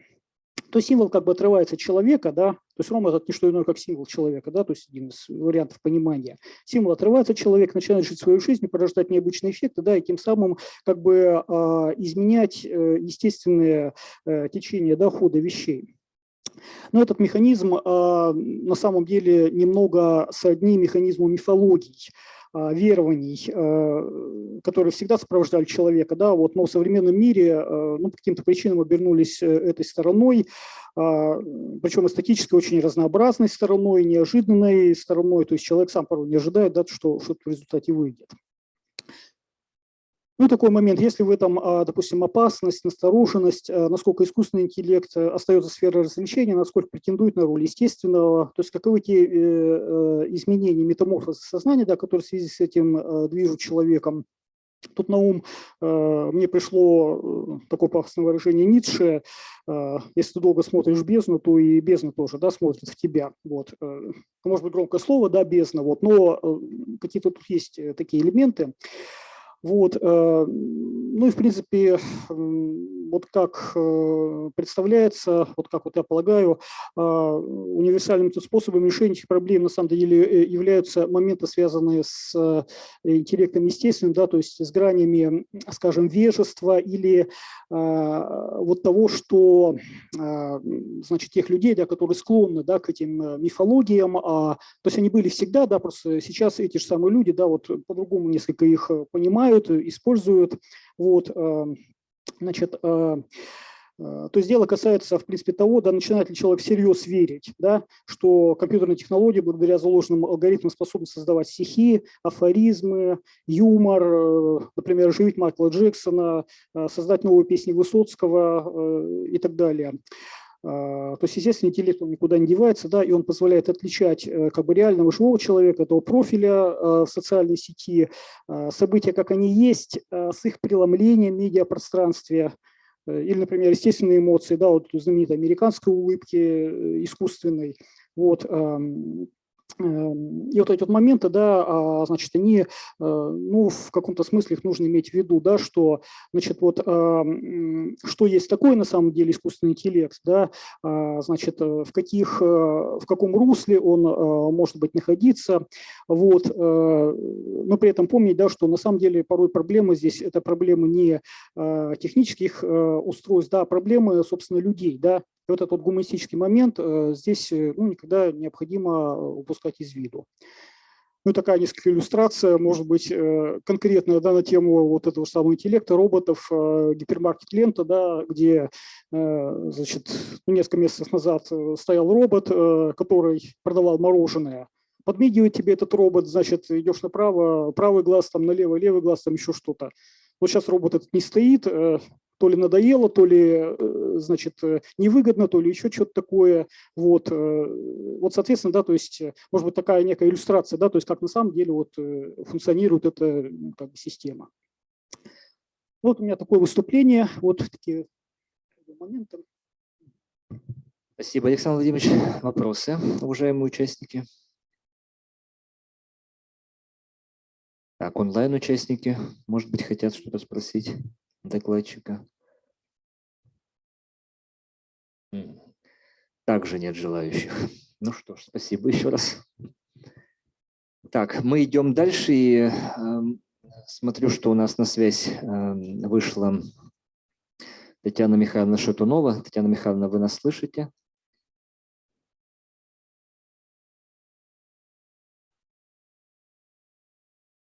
Татьяна Михайловна.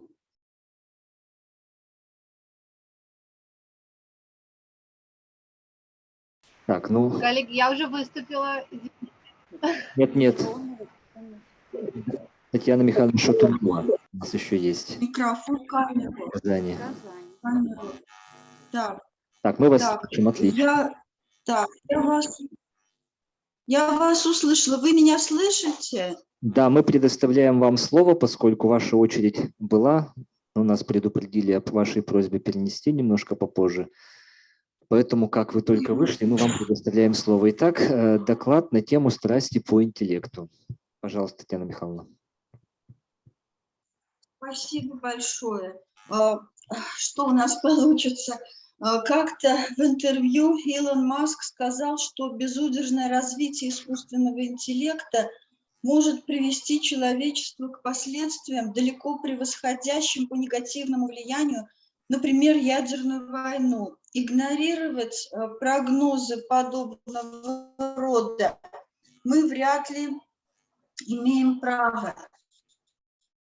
Искусственный интеллект постоянно опережает человеческий. Даже основания считать, что в настоящее время саморазвитие artificial intelligence находится на стадии выхода из-под контроля какого-либо социального человеческого субъекта. Конечно, из-под контроля человека когда-то выходит любое техническое средство, и искусственный интеллект не исключение. В предложенных тезисах мы ничего с Натальей Анатольевной Терещенко, мы вместе нового не утверждаем, просто хотим напомнить некоторые подзабытые сегодня позиции. Понятие искусственный интеллект, вообще интеллект обнаруживает многослойность и многосмысленность. Его исследуют, как известно, и психологи, и философы, и педагоги, специалисты по когнитивистике, информатике. И каждая дисциплина вносит свой вклад в усиление смятения в понимании интеллекта. Тем не менее, все интерпретации сходятся на том, что интеллект имеет отношение к способности адаптироваться к среде. Однако само понятие адаптации также многосмысленно, и смыслы пересекаются в одном положении. Эта способность не обязательно должна быть отрефлектирована и вообще осознанна. Следовательно, это очень важно. Интеллект не есть синоним сознания, это не синонимичные понятия. И эту несинонимичность часто просто опускают, не обсуждают. Отсюда и мнимая такая трагическая напряженность дискуссии по поводу искусственного интеллекта. не покусится ли он на права человека как разумного существа. Представляется, что за этим вопросом пропадают, собственно, философские напряжения, аспекты проблемы.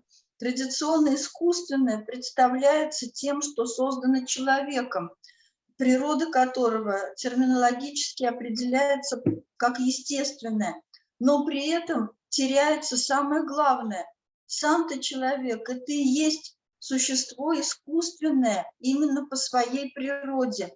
И если мы говорим об искусственном интеллекте, то речь идет о некоторой искусственности в квадрате, искусственности искусственного. Человеческий интеллект – это культивируемый интеллект, всегда искусственно досоздаваемый самим человеком. Он никогда не дан готовым раз и навсегда. Он просто по определению искусственен. Однако человек любую ступеньку своего развития превращает в нормальное, повседневное, повторяющееся явление, и искусственное становится для него естественным. Есть и еще одна иллюзия, которую трудно преодолеть даже в теоретическом формате, если не ставить перед собой задачу держать эту мысль в горизонте своего рассуждения. Мамардашвили назвал это обыденной привычкой мышления, которых не лишен любой теоретик. Она связана с тем, здесь я цитирую Мераба Константиновича, что мы, как правило, вписываем акты сознания в границы анатомического очертания человека, но, возможно, существенным каким-то первичным образом сознание размещено вне индивида и представляет собой какое-то пространственно подобное или полевое образование. Ну, действительно, это живет не под черепной коробкой человека. Конечно, нужно помнить, что сознание и интеллект не синонимичны, но упрощенное понимание сознания приводит к недоразумениям, согласно которым некоторый феномен, не сводимый к индивидной телесности, априори начинает противопоставляться человеческому, понимаемому тоже как втиснутому в анатомические очертания человека. Хотя при этом, что очевидно, мы находимся в пределах феномена антропологического присутствия в культурном поле, и искусственный интеллект в этом плане не выпадает в иное пространство, но требует анализа этой особой искусственности. Ну, то есть как-то получается, как два таких предрассудка, которые встречаются в одном пространстве. И artificial intelligence пока остается искусственным, то есть он еще не оестествлен, он еще не включен в скобку естественного человеческого. И эта искусственность в большой степени задает как преимущество, так и ограниченность искусственного интеллекта. Искусственным интеллектуальным персонажем он стать не может. Он не может быть личностью, не может быть индивидуальностью. Привычка мыслить телами и предметами приводит к жесткому разграничению объективного и субъективного и формирует представление о некоем объективном знании, которое якобы является предельной целью познания и должно быть лишено всякого присутствия человеческой субъективности. В этой ситуации человек утрачивает веру в свои познавательные способности. Они видятся избыточными, если рядом есть искусственный интеллект. Исчезает метафизика познавательного процесса, состоящая прежде всего в том, что познающий человек, ну или сообщество познающих людей, знает о том, что оно не знает. Вот это знание о незнаемом – необходимая человеческая компонента процесса познания. Если для искусственного интеллекта такое знание избыточно и непродуктивно, то для человека оно важно, потому что в этом незнаемом открывается перспектива и познания, и жизни в целом. Таким образом, проблемой сегодня становится не продолжение ужаса ожидания восстания машин в версии восстания искусственного интеллекта, а, как всегда, проблема диалога и доверительного общения человека со своим собственным сознанием и расширения горизонта своего присутствия в мире. Важно, чтобы этот диалог действительно развивался в направлении оестествления искусственного интеллекта, а не в направлении разъестествления человека. Иначе говоря, если человек бросится вдогонку за искусственным интеллектом или будет стремиться его копировать, он может попасть в ситуацию собственного омашинивания, машинизации. В массовом обществе и так немало социальных механизмов, укладывающих человека и его сознание в определенный социумом автоматизм или механику. Машинизация человека и так идет. Можно сказать, что этот процесс начался достаточно давно, когда появилось крупное машинное производство, человек стал придатком машины, частичным рабочим, винтиком в системе производства. Производству были нужны совсем не все, а только некоторые его силы и способности. Поэтому человек, придаток машины, максимально типизировался. Машина штамповала людей. И все же в хозяйстве этого винтика оставалось минимальное пространство, не схваченное процессом машинизации. Теперь продумаем некоторую перспективную аналогию или аналогичную перспективу. Человек становится придатком искусственного интеллекта. Ну, а как иначе? По многим количественным параметрам искусственный интеллект уже давно превзошел человеческий. Более того, остановить этот процесс совершенствования невозможно, как и любой прогресс. И, конечно, есть вероятность того, что искусственный интеллект выйдет из-под контроля человека. Эта возможность существует практически всегда при использовании человеком любого средства труда. Топор может упасть на ногу, автомобиль может выйти из-под управления и так далее. Более того, чем сложнее техническое устройство, тем более серьезными и необратимыми могут оказаться последствия его восстания. Однако этот очевиднейший факт ни на минуту не остановил технический, научно-технический прогресс. Искусственный интеллект и сознание – разные вещи, но человек иногда готов отдать машине не только задачи хранения и быстрого поиска информации, но и другие компоненты и вообще сознания.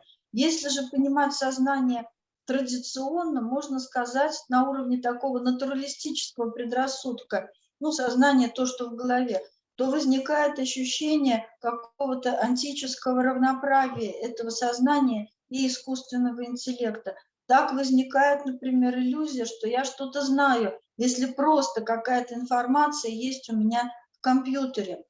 И искусственный интеллект индивидуален, а не индивидуален. Ну, потому что количественен, а не качественен. Что это значит? Человеческая индивидуальность всегда возникает только в общении, взаимодействии с другими людьми. И даже одиночество есть не что иное, как выражение потребностей в других людях. Искусственный интеллект не может быть одиноким. Ему не нужен другой, ни человек, ни другой искусственный интеллект. Но это его проблема, а не проблема человека. Для человека вопрос в том, чтобы он не перестал нуждаться во всем богатстве человеческих отношений, не уподобился индивидной технической системе. А осуществить искусственный интеллект ему все равно придется. Конечно, одним людям это удастся сделать быстрее, естественнее, чем другим. Но так же, как автомобиль, кто-то быстро и легко обучается его водить, а для кого-то это трудная, нерешаемая задача. Есть люди, которые никогда не научатся это делать, но это не важно. Просто человек как таковой, как родовое существо, умеет водить автомобиль. И куда ведет нас эта аналогия? Человек как родовое существо вполне способен присвоить себе искусственный интеллект, сделать его своим искусственным, но ставшим естественным органом. И задача, ну, в том числе и задача теоретика, как раз преодолеть вот эту обыденную привычку мышления, акт сознания за границами анатомического очертания человека. Это и есть сознание человека как родового существа. Вот это совместное человеческое сознание и способно осуществить искусственный интеллект. Спасибо, ну что ж. Спасибо. Пожалуйста, вопросы. Вопросы, коллеги? Угу.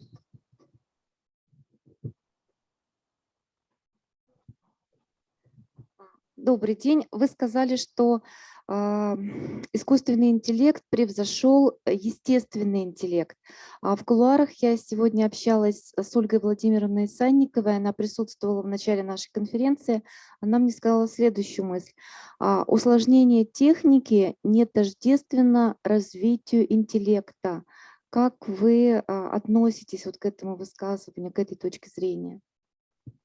Очень положительно я отношусь к этому высказыванию. Просто я ведь говорила, что искусственный интеллект превзошел человеческий лишь по некоторым параметрам.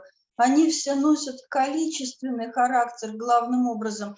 Но вот если помните, когда-то было модно мерить наш IQ, вот, коэффициент интеллекта, а там в основном все задания на нахождение закономерности. И, конечно, искусственный интеллект вот эту закономерность ищет, улавливает быстрее, чем человеческий.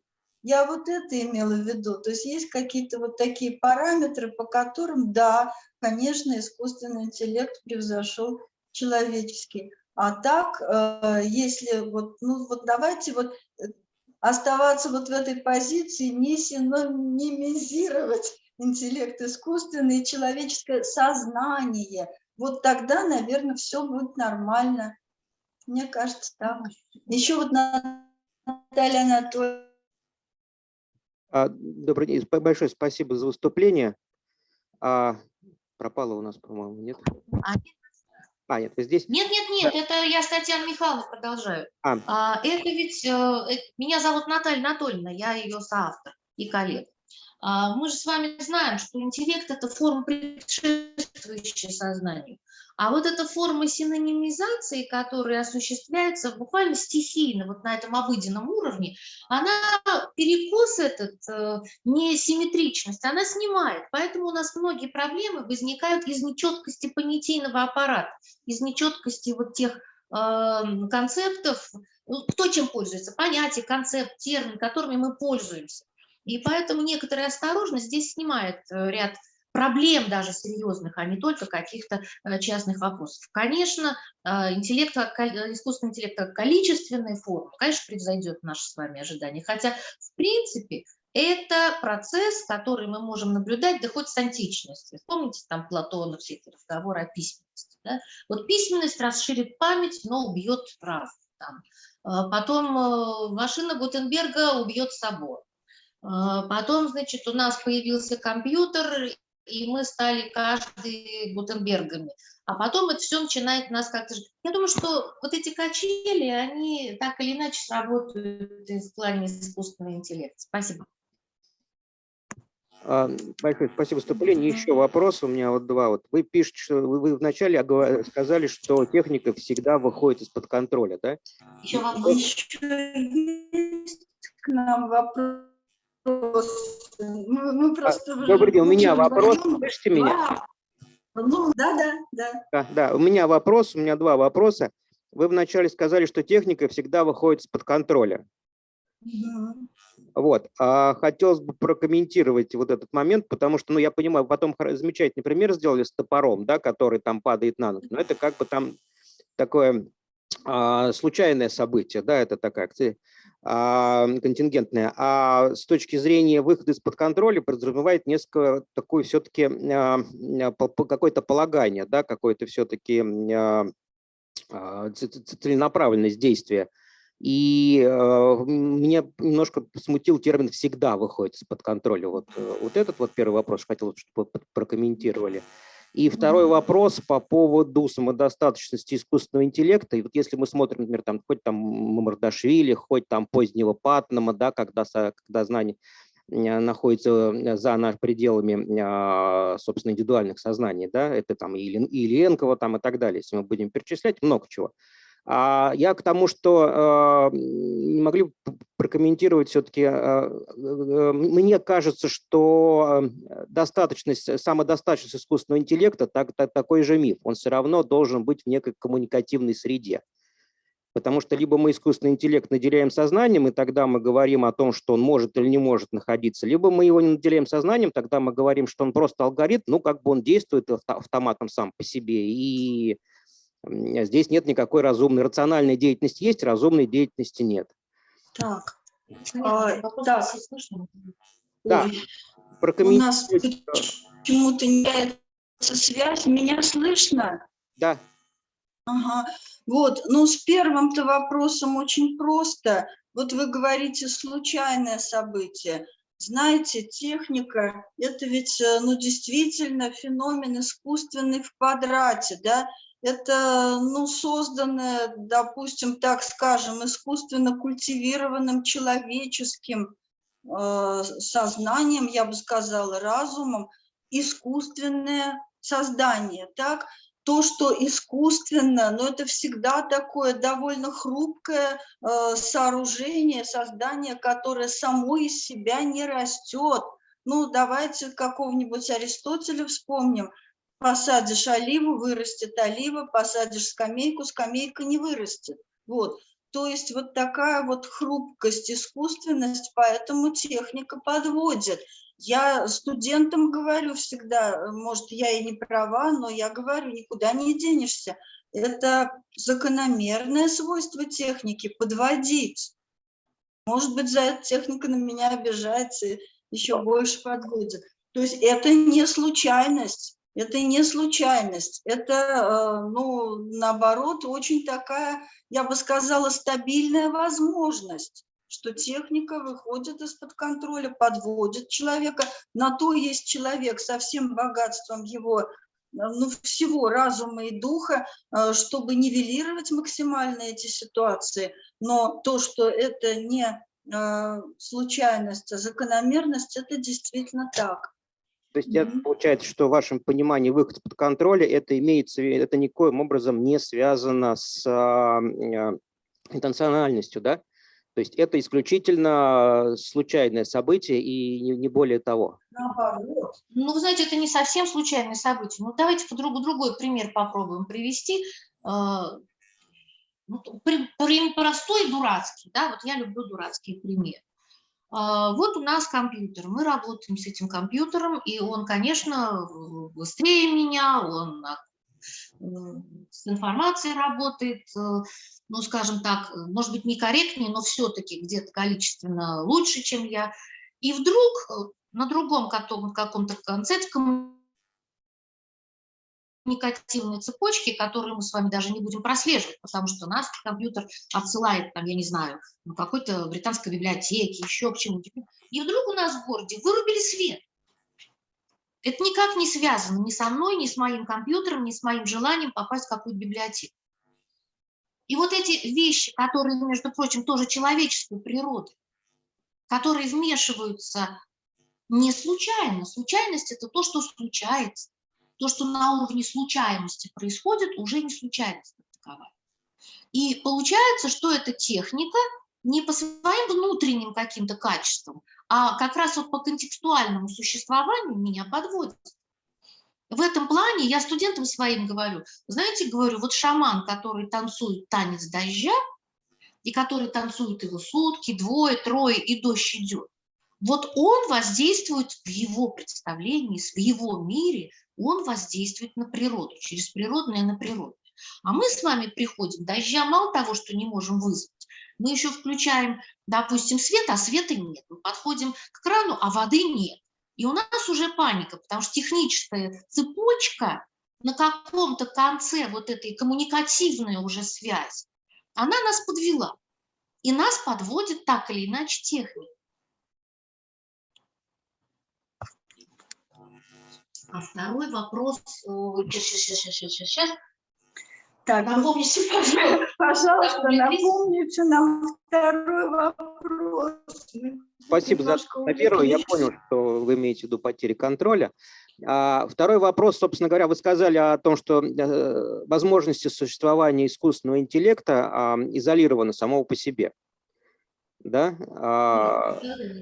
Нет, ну что вы, нет, конечно. Не об этом была речь. Речь, наверное, была о том, что как раз искусственный интеллект может и должен включаться в систему человеческих отношений. Вот тогда он будет работать на человека. скажем вот так. Но он, собственно, и включен в систему человеческих отношений. Просто дело в том, что человеческие отношения не всегда человечные, не везде. Вот в этом проблема. То есть основной какой-то пафос у нас такой, что с искусственным интеллектом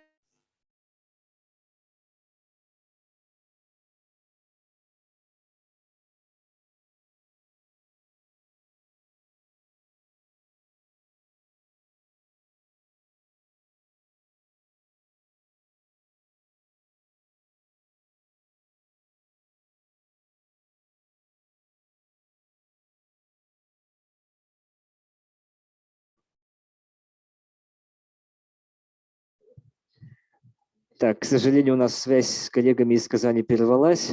Но, собственно говоря, наверное, они дали ответ, да? Так, и мы будем двигаться дальше. И следующий доклад. Слово предоставляется Людмиле Альбертовне Сабуровой. Значит, доклад на тему гибридизации искусственного и естественного в цифровом мире как фактор роста вариативности социального. Методологический аспект. Спасибо, все слышно, все хорошо. А можно мне штучечку, которая управляет слайдами?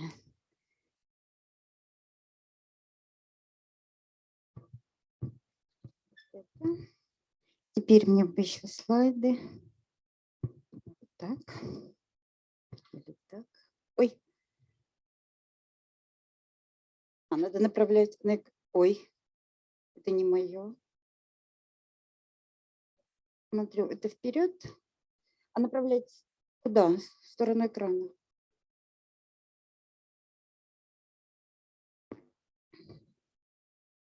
Угу.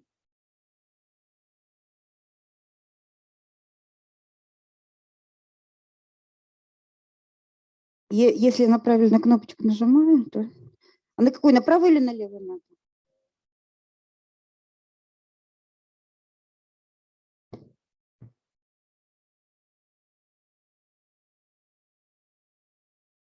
Попробовать вот так. Нет, а я тут нажму уже на все кнопочки подряд.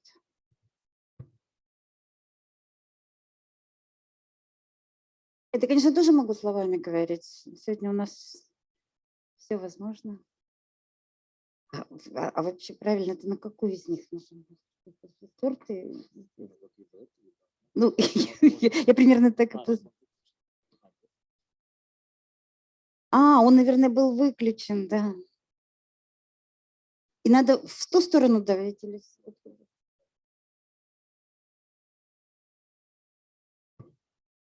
Хорошо. Вот продолжаем, может быть, то, что говорила Татьяна Михайловна. Тема у меня гибридизация искусственного и естественного как фактор развития вариативности социального феномена облеченной социальности. Обращаю ваше внимание на обилие кавычек в самом названии, потому что когда мы говорим вообще об искусственном интеллекте, о виртуальной социальности, мы все время на самом деле абсолютно согласны с теми, кто говорит о том, что мы пользуемся метафорами бесконечными, потому что само понятие искусственного интеллекта, оно не вполне корректно, поэтому, может быть, даже точнее говорить машинный интеллект, еще какой-то, но это все равно метафора. В социологической литературе в последнее время обострилась дискуссия насчет понятия искусственная социальность, хотя на самом деле это вообще очень странная вещь, потому что социальность по определению искусственная, то есть то, что создается ежедневно людьми через взаимодействие, она моделируется, она формируется через всю систему человеческой культуры, символов и так далее. Ну и продолжая как бы вот эту традицию обсуждения нового мира метафорами, я хотела бы сегодня поговорить о новом термине, который мы себе позволили ввести, это облегченная социальность. Следующий слайд, пожалуйста.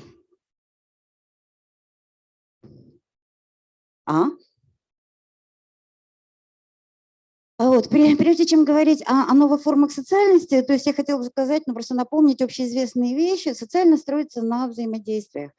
И как бы основные характеристики взаимодействия людей посредством технических систем, и прежде всего интернета, состоят в том, что мы переходим к нелинейным коммуникациям, мы приходим к доминированию горизонтальных связей именно в мире интернета. Я не говорю о мире вне об офлайне.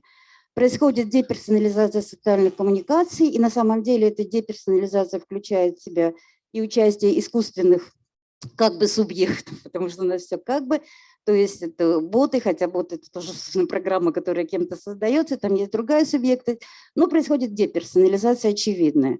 И происходит дисперсия, релятивизация социального авторитета, то есть на котором всегда строились и функционировали социальные, на котором строился традиционный социальный капитал. Но это основные предварительные замечания, а я бы хотела рассказать о результатах. Что мне сделать? Ага. Так. Вот, я не буду сейчас весь дизайн проекта рассказывать, я просто расскажу, может быть, о основном что ли, пафосе, основном вопросе проекта, который мы осуществляли. То есть мы строили прогнозную модель развития интернет-сообществ мобилизационного типа. То есть основной посыл проекта был понять, строится ли интернет-сообщество по тем же принципам, по которым строятся офлайновые сообщества, чем вообще отличаются связи, интеграции людей в интернете от реальных взаимодействий. Я весь дизайн не буду сейчас пересказывать, поскольку, чтобы не отнимать ваше время, но мне бы очень просто хотелось подчеркнуть, что дизайн строился на основании качественной методики, а именно на основании обоснованной теории, grounded theory, то есть это теория, которая не предполагает наличие исходных гипотез или теорий, или концептов. Концепты и понятия изобретаются и создаются в процессе. То есть и в методологии исследования первым этапом было как раз наблюдение за ежедневным функционированием сообществ в социальных сетях. Это было ВКонтакте и Facebook. В течение 5 месяцев мы ежедневно наблюдали взаимодействие, собственно, и пытались понять, во-первых, описать все события, всю как бы динамику через признаки этих сообществ. В результате у нас там набор из 90 признаков, которые мы потом сообщали, обобщали, редуцировали, потом уже строили как бы математическую иерархическую модель. Так. Вот, через анализ иерархии сайта мы пытались создать уже некую математическую модель, которая позволяла нам прогнозировать развитие каждого из этих сообществ. Проект длился 3 года. Прогнозные модели мы построили, с прогнозами у всех наблюдаемых сообществ за 3 года оказалась, в общем-то, отрицательная динамика по большинству показателей, но дело не в этом. То есть изначально я вот хотела бы показать из всех признаков интеграции те, которые в нашем проекте оказались наиболее важными. То есть уровень сплоченности и мобилизационный потенциал. А количественные как раз признаки оказались на последних местах.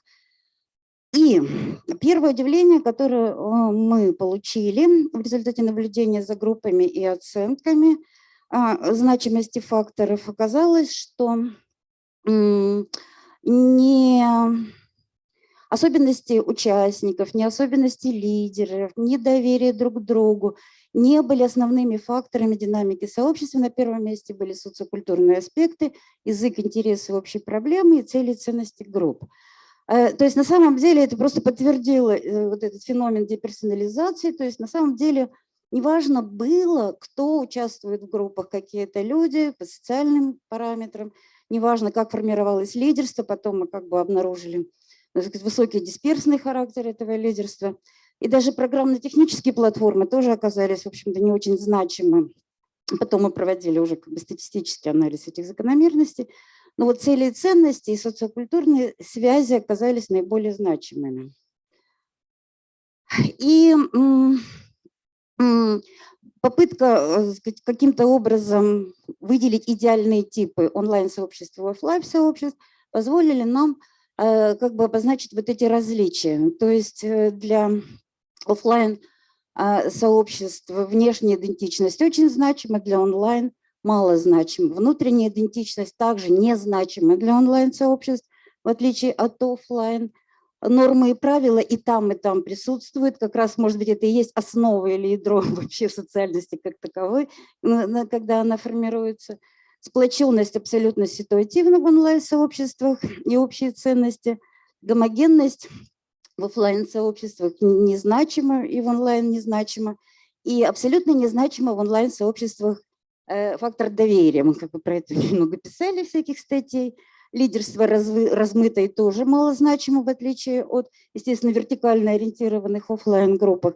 И отсюда мы ввели такое понятие, которое описывало бы вот эти вот онлайн-связи или онлайн-социальность. Мы ее назвали облегченной социальностью.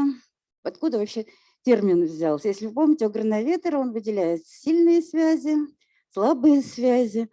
И вы помните, да, что сильные связи, они дают как бы очень устойчивые персональные взаимодействия, но они, например, по всем исследованиям, они не дают распространения информации. Слабые связи – это связи, которые не строятся на личных каких-то заинтересованностях, на близости, тем не менее, они, так сказать, более информационно-функциональны. Так вот, интернет-связи в наших сообществах мы обозначили как слабейшие связи, потому что на самом деле здесь нет даже признаков слабых связей. То есть люди друг друга не знают, бот это реальный человек, то есть это все как бы, это просто текст, да, общаются между собой какие-то тексты, какие-то знаки. То есть это облегченная социальность, потому что персональные отношения абсолютно оказываются не важны в динамике вот этой самой социальной интеграции. И социальные роли, они практически редуцированы. Все, кто общается в социальных сетях, знают, что там есть роль модератора, там Facebook еще пытается каким-то образом эти роли определить. Это вот будет у нас там ньюсмейкер, это у нас будет модератор, это будет инфлюенсер.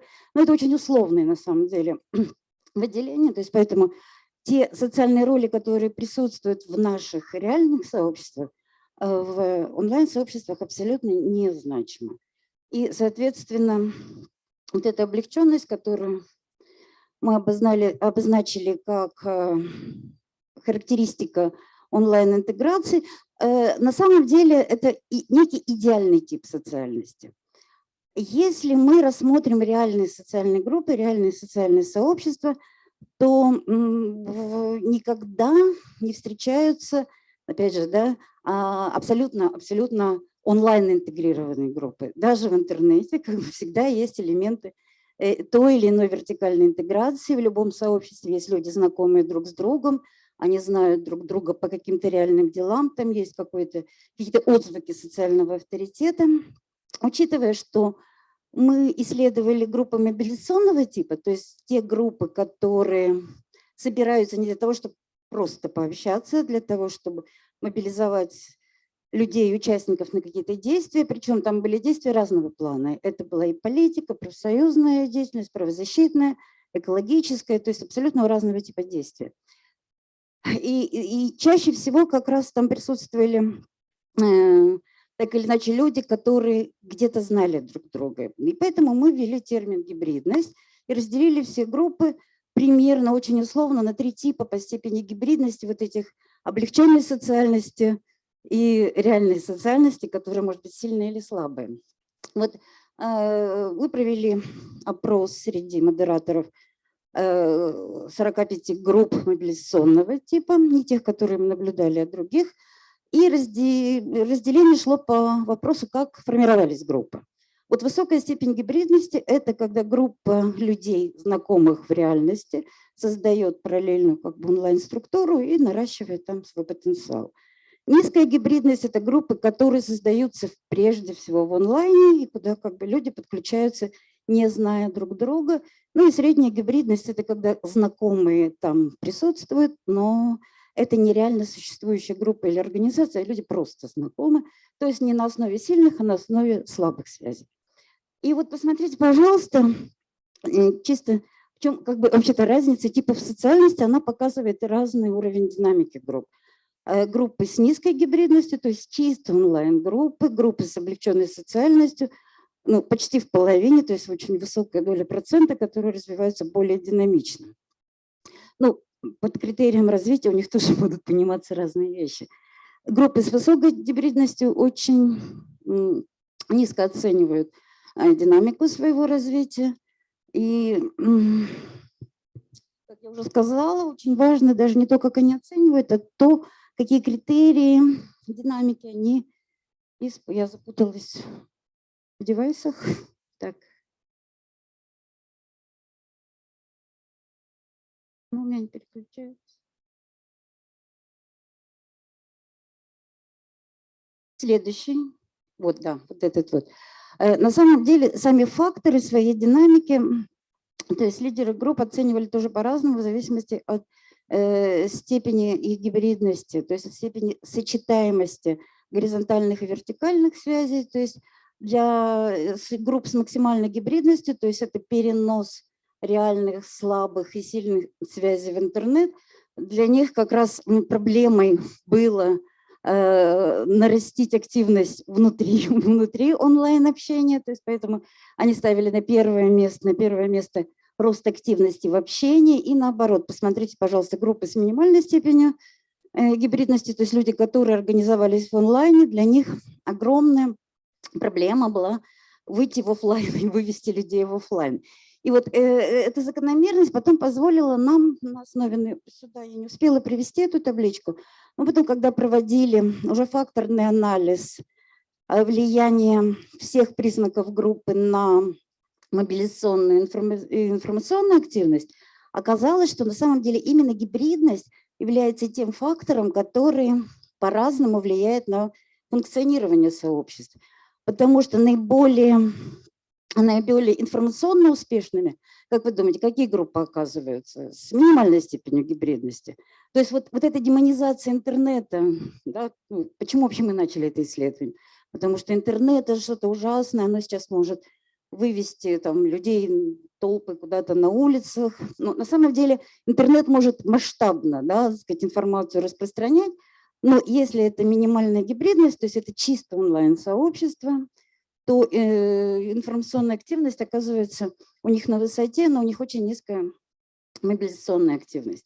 И наоборот, наиболее мобилизационно активными оказываются группы с максимальной степенью гибридности, то есть те группы, которые так или иначе основывались на тех вертикальных связях и вертикальных структурах, на социальных ролях, которые формировались в офлайне. И это как бы был один из важных выводов, который позволил нам говорить о том, что то или иное сочетание слабейших и сильных связей внутри интернет-сообщества, оно позволяет решать задачи для как бы разных типов социальности в зависимости от того, какую задачу мы хотим. Если мы хотим решать практическую задачу, да, то тогда нам нужна, так сказать, высокая гибридность, то есть низкая гибридность не решит ни одной практической задачи. И поэтому вот опять же к вопросу о демонах, о мифах, вот миф об интернете как каком-то самостоятельном субъекте, который может позволить там, толпы людей куда-то послать и что-то такое превратить их во что-то. То есть это, конечно, очень сильно преувеличенная реальность.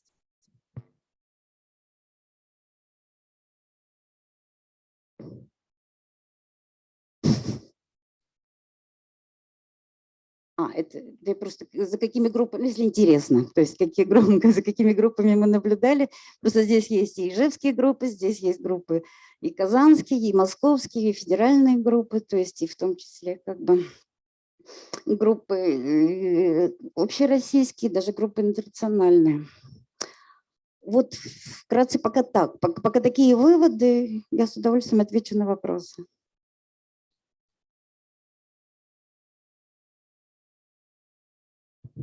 Основной принцип отбора шел по достижению максимального разнообразия целей, задачи и масштаба групп. То есть нам нужно было… ну и плюс открытые группы. Да, то есть это было принципиально для сбора данных.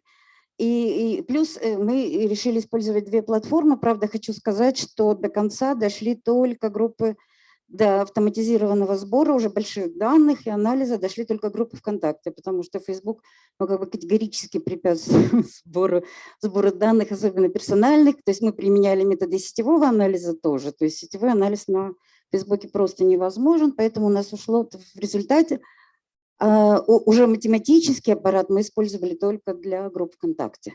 А так вот мы пытались понять, мы хотели, чтобы и группы были как бы лоялистские, протестные, группы были и молодежные, такие более солидного возраста, профессиональные группы по интересам, но их объединяет только одно, да, вот один принцип был, что их задача, она должна была прописана в нормах группы, что-то изменять в этом мире. К лучшему, естественно, по их мнению. Понятно, спасибо.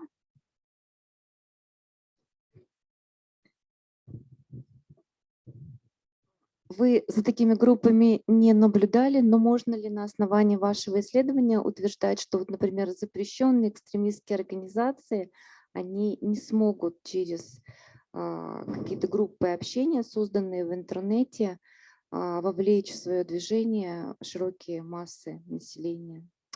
Смотря что понимается под широкими, вот я говорю, очень важен фактор наличия офлайн-связи, да, и офлайн-авторитета. Когда мы, кстати, оценивали лидерство тоже, да, то есть оказывается, что если лидерство сформировано в офлайне, да, то есть оно потом серьезно работает на символический авторитет в онлайн-группах. И вот к вопросу о террористических организациях. Если это локальные террористические организации, они могут оказывать высокую как бы, мобилизационную вот такую эффект. Если это какие-то, мы говорим о глобальных, да, сообществах, то нет.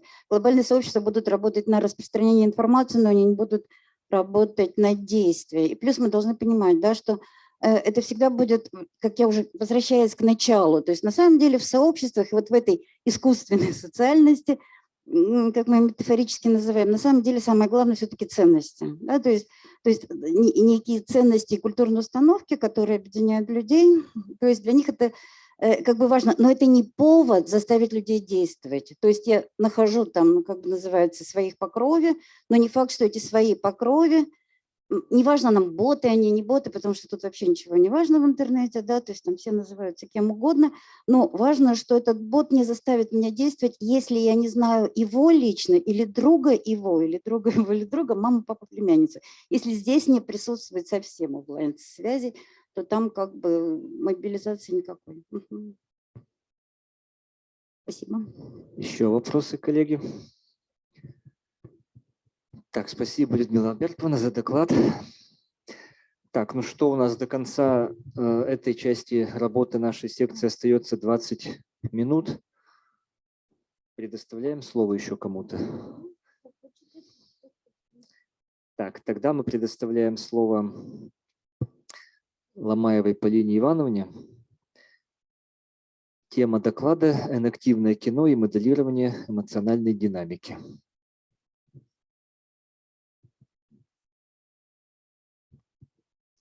Итак, сегодня уже, кажется, не раз упоминались разные варианты применения интерфейсов, нейроинтерфейсов.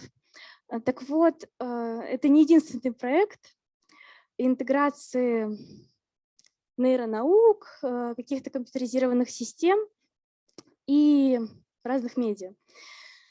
К интересным, он работает, да? К интересным еще проектам относится, например, нейровизуализация. Это над ним сейчас работают две группы в Киото и в Беркли.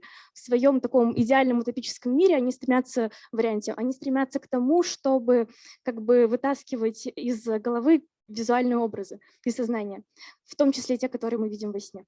Вот.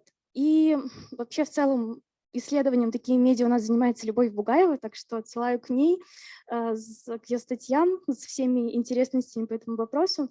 Но я остановлюсь на энактивном кино. Это еще один вариант таких медиа. Меня он привлек своей невероятной концептуальной нагруженностью. В целом энактивизм – это зонтичное понятие, может включать или не включать в себя, в зависимости от контекста, разные концепции. Так, Тика в целом ссылается и на некоторые позиции кибернетики второго порядка фон Фёстера, она ссылается на сенсорно-моторный энактивизм Альвана, но именно центральное понятие, каким способом здесь нужно понимать энактивизм, это классический энактивизм аутопоэтических систем Матурана Вареллы. То есть в центре понятия аутопоэзиса. Они его вводят как минимальный критерий жизни, аутопоэзис, то есть самовоспроизводство, производство себя. И важно, что у Матурана Вареллы познание – это то, что происходит тоже как аутопоэзис. То есть в таком широком смысле в классическом энактивизме все живые системы когнитивны. Вот, то есть в этой парадигме стирается жесткое различие между организмом и его средой. потому что происходит такая между сознанием и средой, в которой оно обитает, собственно, между организмом тоже, потому что происходит такая инактивная петля, то есть среда формирует органы восприятия организма, организм в соответствии с этими органами восприятия воспринимает среду, ее меняет соответствующим образом, и таким образом мы уже не можем, например, жестко разграничить. Вот там паутина у паука, она является частью паука или уже является частью среды и так далее. В целом, энактивизм относится к той группе направлений, которые выступают с критикой идеи минимального нейронного субстрата, то есть предлагают такую теорию воплощенного в теле и в среде сознания. Как это связано с кино? Тика переносит эту систему на, во-первых, на техническом уровне, на кинематограф. Дело в том, что, собственно, основная инновационная но новшество Тики, Пи-Тики, это автор концепта «Энактивное кино», они вместе с командой Финляндии его организуют. Итак, техническое новшество состоит в том, что если в классическом интерактивном кино момент выбора той или иной сюжетной линии производится осознанно, то есть там убить этого персонажа или подружиться с ним, я выбираю убить, и там дальше это как-то влияет на мои решения. По аналогии с компьютерными играми, собственно, оттуда этот механизм заимствуется.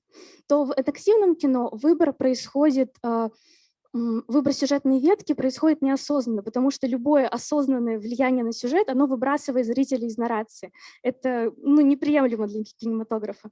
Так вот, в интерактивном кино голосует как бы само тело. Снимаются данные с датчиков биосенсоров, с потливости ладони, с работы сердца, сердцебиения, с активности головного мозга. И в соответствии с этим данные посылаются в монтажную машину. Монтажная машина меняет соответствующим образом ход сюжета, и таким образом зритель влияет на решение монтажной машины, фильм снова влияет на зрителя, и таким образом образуется активная петля. При этом очевидно, что в этой системе кино все-таки не является аутопоэтическим организмом, оно не живое, это продукт. Это, собственно, аллопоэтическая система по Матурани Варелло. Вот как сегодня уже звучал пример с скамейкой и деревом. То есть аллопоэтическая система – это то, что не воспроизводит себя, это то, что производит иное. Это Матурани Варелло как раз сводит для, например, обозначения роботов, компьютеров и так далее.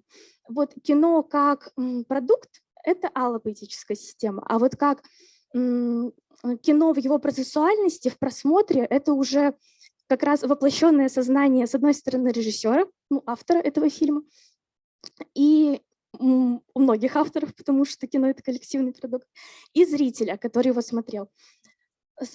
При этом кино – это не просто место встречи таких вот думающих аутопоэтических систем. Идея Тики состоит в том, что динамику, эмоциональную динамику и отношения зрителя в процессе просмотра можно программировать. В зависимости, то есть обращаясь к собственному эмоциональному опыту, режиссер может прогнозировать тот эмоциональный опыт, который возникнет у зрителя, таким образом вызывая у него определенное отношение к героям фильма и так далее. Тут нужно отметить, что основной идейный вдохновитель Тики – это Сергей Эйзенштейн. Она большую часть, значительную часть своих работ посвящает анализу его идей. И я потеряла мысль. Ага. И как Тика вообще связывает Сергея Эйзенштейна с современной когнитивистикой? Она в значительной степени основывается на различных экспериментальных данных. Она связывает его по двум основным путям. Во-первых, через знакомство с Выгодским, с идеями культурно-исторической психологии, так как они родят его, с одной стороны, с инактивизмом, с другой, хотя, естественно, Выгодский не знал об открытии зеркальных нейронов, а Тика в значительной степени ориентируется, позволяет себе некоторые такие яркие выводы в связи с открытием зеркальных нейронов, но он знал об этом, а там некоторые идеи синонимичны. Также Эйзенштейн не знал о кибернетике Винера, но он был знаком с технологией Богданова. И таким образом по крайней мере, в интерпретации этики оказывается, что очень многие его идеи оказываются удивительно уместными и как бы прочитываемы, в общем, по-новому в современных реалиях. Вот. Так, теперь о тех открытиях, которые позволяют ТИКе утверждать о возможности программирования. Хотела привести одну из ярких ее цитат. Субъективность следует рассматривать как концептуальную поверхность между очень интимной субсубъективной, воплощенной и субъективно воспринимаемой социоэмоциональной системой. То есть как бы ограничение возможности программирования, реакции зрителя для ТИКи — это не онтологическая недоступность зрителя, не моя разность со зрителем.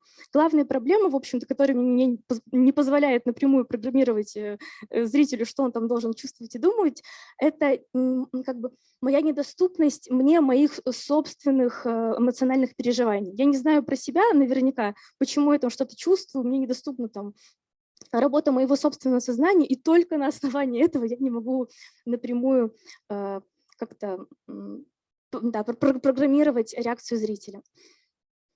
Итак, значит, я уже упоминала открытие зеркальных нейронов Витторио Гализе, но ТИКа воспринимает даже эту концепцию шире. Дело в том, что зеркальные нейроны — это открытие, которое позволило, значит, утверждать, что при наблюдении за определенным действием, например, за поеданием чего-то кем-то, и за произведением этого действия самому происходят одни и те же процессы.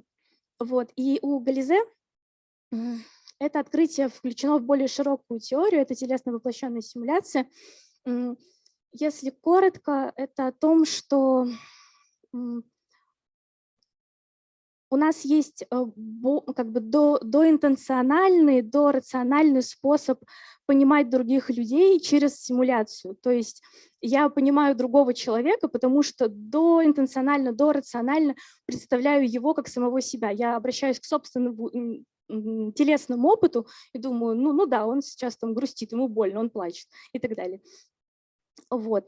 И второе открытие – это Ури Хасан, собственно, пионер нейросинематики, автор этого термина – это открытие интерсубъективной синхронизации. Это такое явление, когда при просмотре одного и того же фильма у людей как бы синхронизируются данные их мозговой активности. Надо отметить, что это, как правило, фильмы ужасов, какие-то очень эмоционально насыщенные моменты. Но вот сам факт того, что как бы мозг у разных абсолютно людей ведет себя очень так ожидаемо, позволяет говорить о том, что реакции в дальнейшем можно программировать. И более того, у Хасана было еще одно исследование, уже связанное не с кино, правда, а с речью.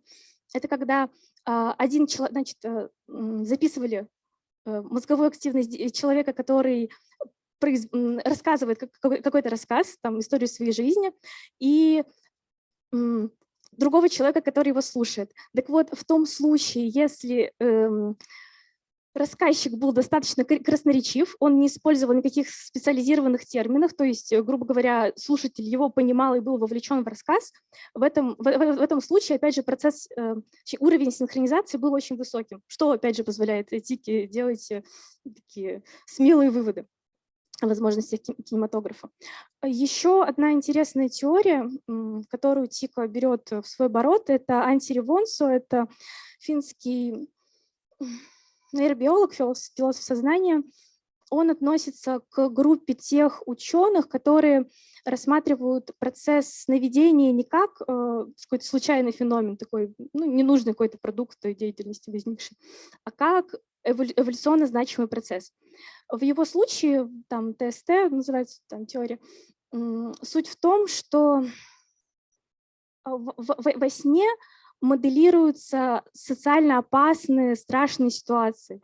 То есть процесс сновидения дал животным преимущество, так как то есть во сне у них как бы выстраивается такая тренировочная площадка, в которой они даже там впоследствии, просыпаясь, не помня какие-то данные об обучении, они приобретают какие-то навыки поведения в страшных ситуациях.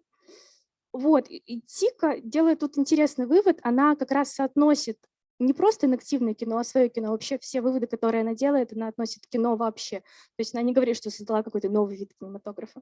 Так вот, она предлагает кино рассматривать как такую же площадку. Причем, что интересно, сам Ревонсо тоже упоминал о такой возможности, но говорил, что это можно рассматривать таким образом только тогда, когда организованы достаточные технические возможности. Для Тики это абсолютно не так. То есть она говорит, что симуляция может быть сколь угодно технически правдоподобной, она может там, в точности симулировать реальность, но если не производится эмоциональное, эффективное вовлечение зрителя, то этого эффекта не произойдет. И таким же образом наоборот. Симуляция может быть, так сказать, средних уровней, то есть у нее, например, даже не все ее экспозиции там проходят в VR-шлемах, некоторые просто с 4 экранами. Но если вот включается момент эффекта, то мы можем говорить о какой-то возможной прогнозируемости. Кстати, Тика активно также ссылается на Антонио Дамасио, который сегодня уже упоминали. Пожалуй, все. Так протараторила. Виктор Леонидович. Виктор Леонидович. Пия Тика, финская исследовательница и режиссер, кажется, в Таллине она. Кто еще хотел бы задать вопрос? Она Пия Тика кинорежиссер, то есть она пришла в науку из кино, но сейчас она, по-моему, преподает в Таллине, вообще она PhD. У нее есть фильмы, да, у нее есть обычные фильмы, точно не знаю какие, и есть вот инактивное кино. Нет, они же не инактивные. Какую цель?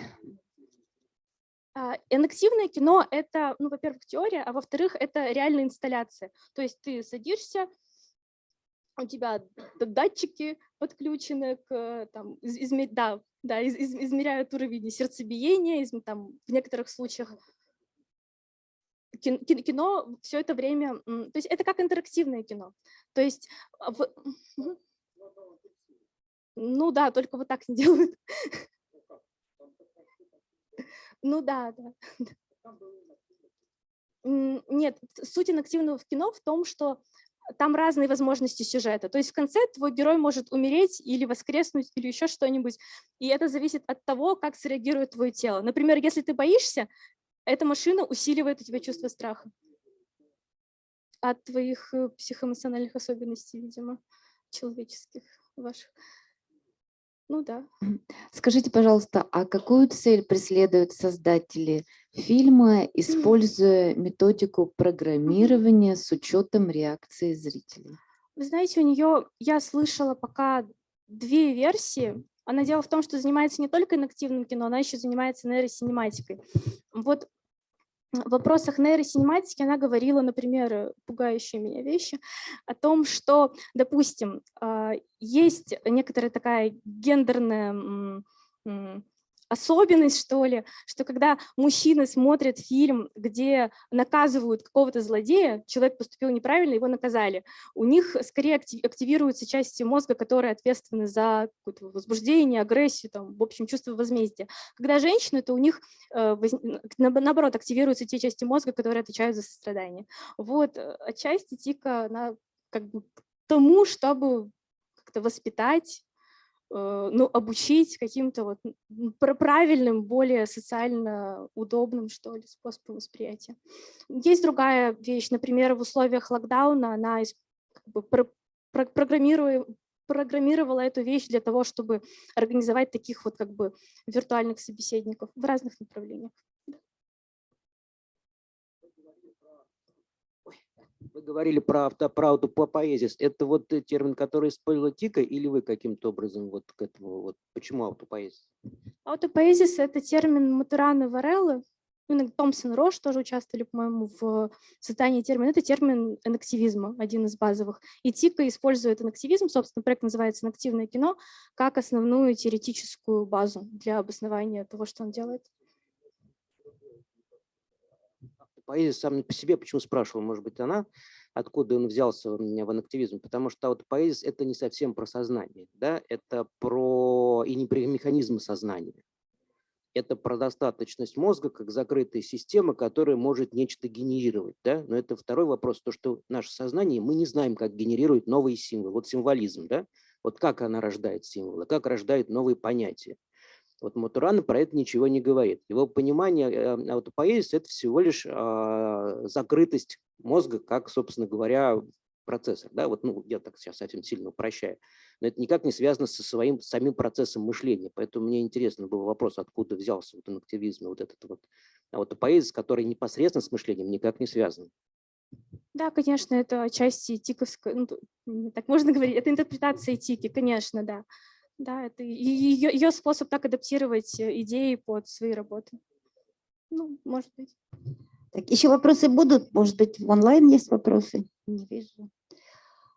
Так, ну мы с вами... Тогда спасибо вам большое, Полина Ивановна. Давайте так, у нас на самом деле записано на следующую сессию онлайн в основном. У нас один человек присутствует. Возможно, подключится в 16:30, через полчаса еще кто-то. Сейчас мы прямо с вами абсолютно укладываемся, мы ровно в 4 освобождаемся, мы так пунктуальны. Полчаса перерыв, кофе-брейк, и я думаю, кто знает, кофе-брейк, наверное, на 4-м этаже, да? Ну вот. Значит, идем пить кофе, через полчаса собираемся. Всем спасибо.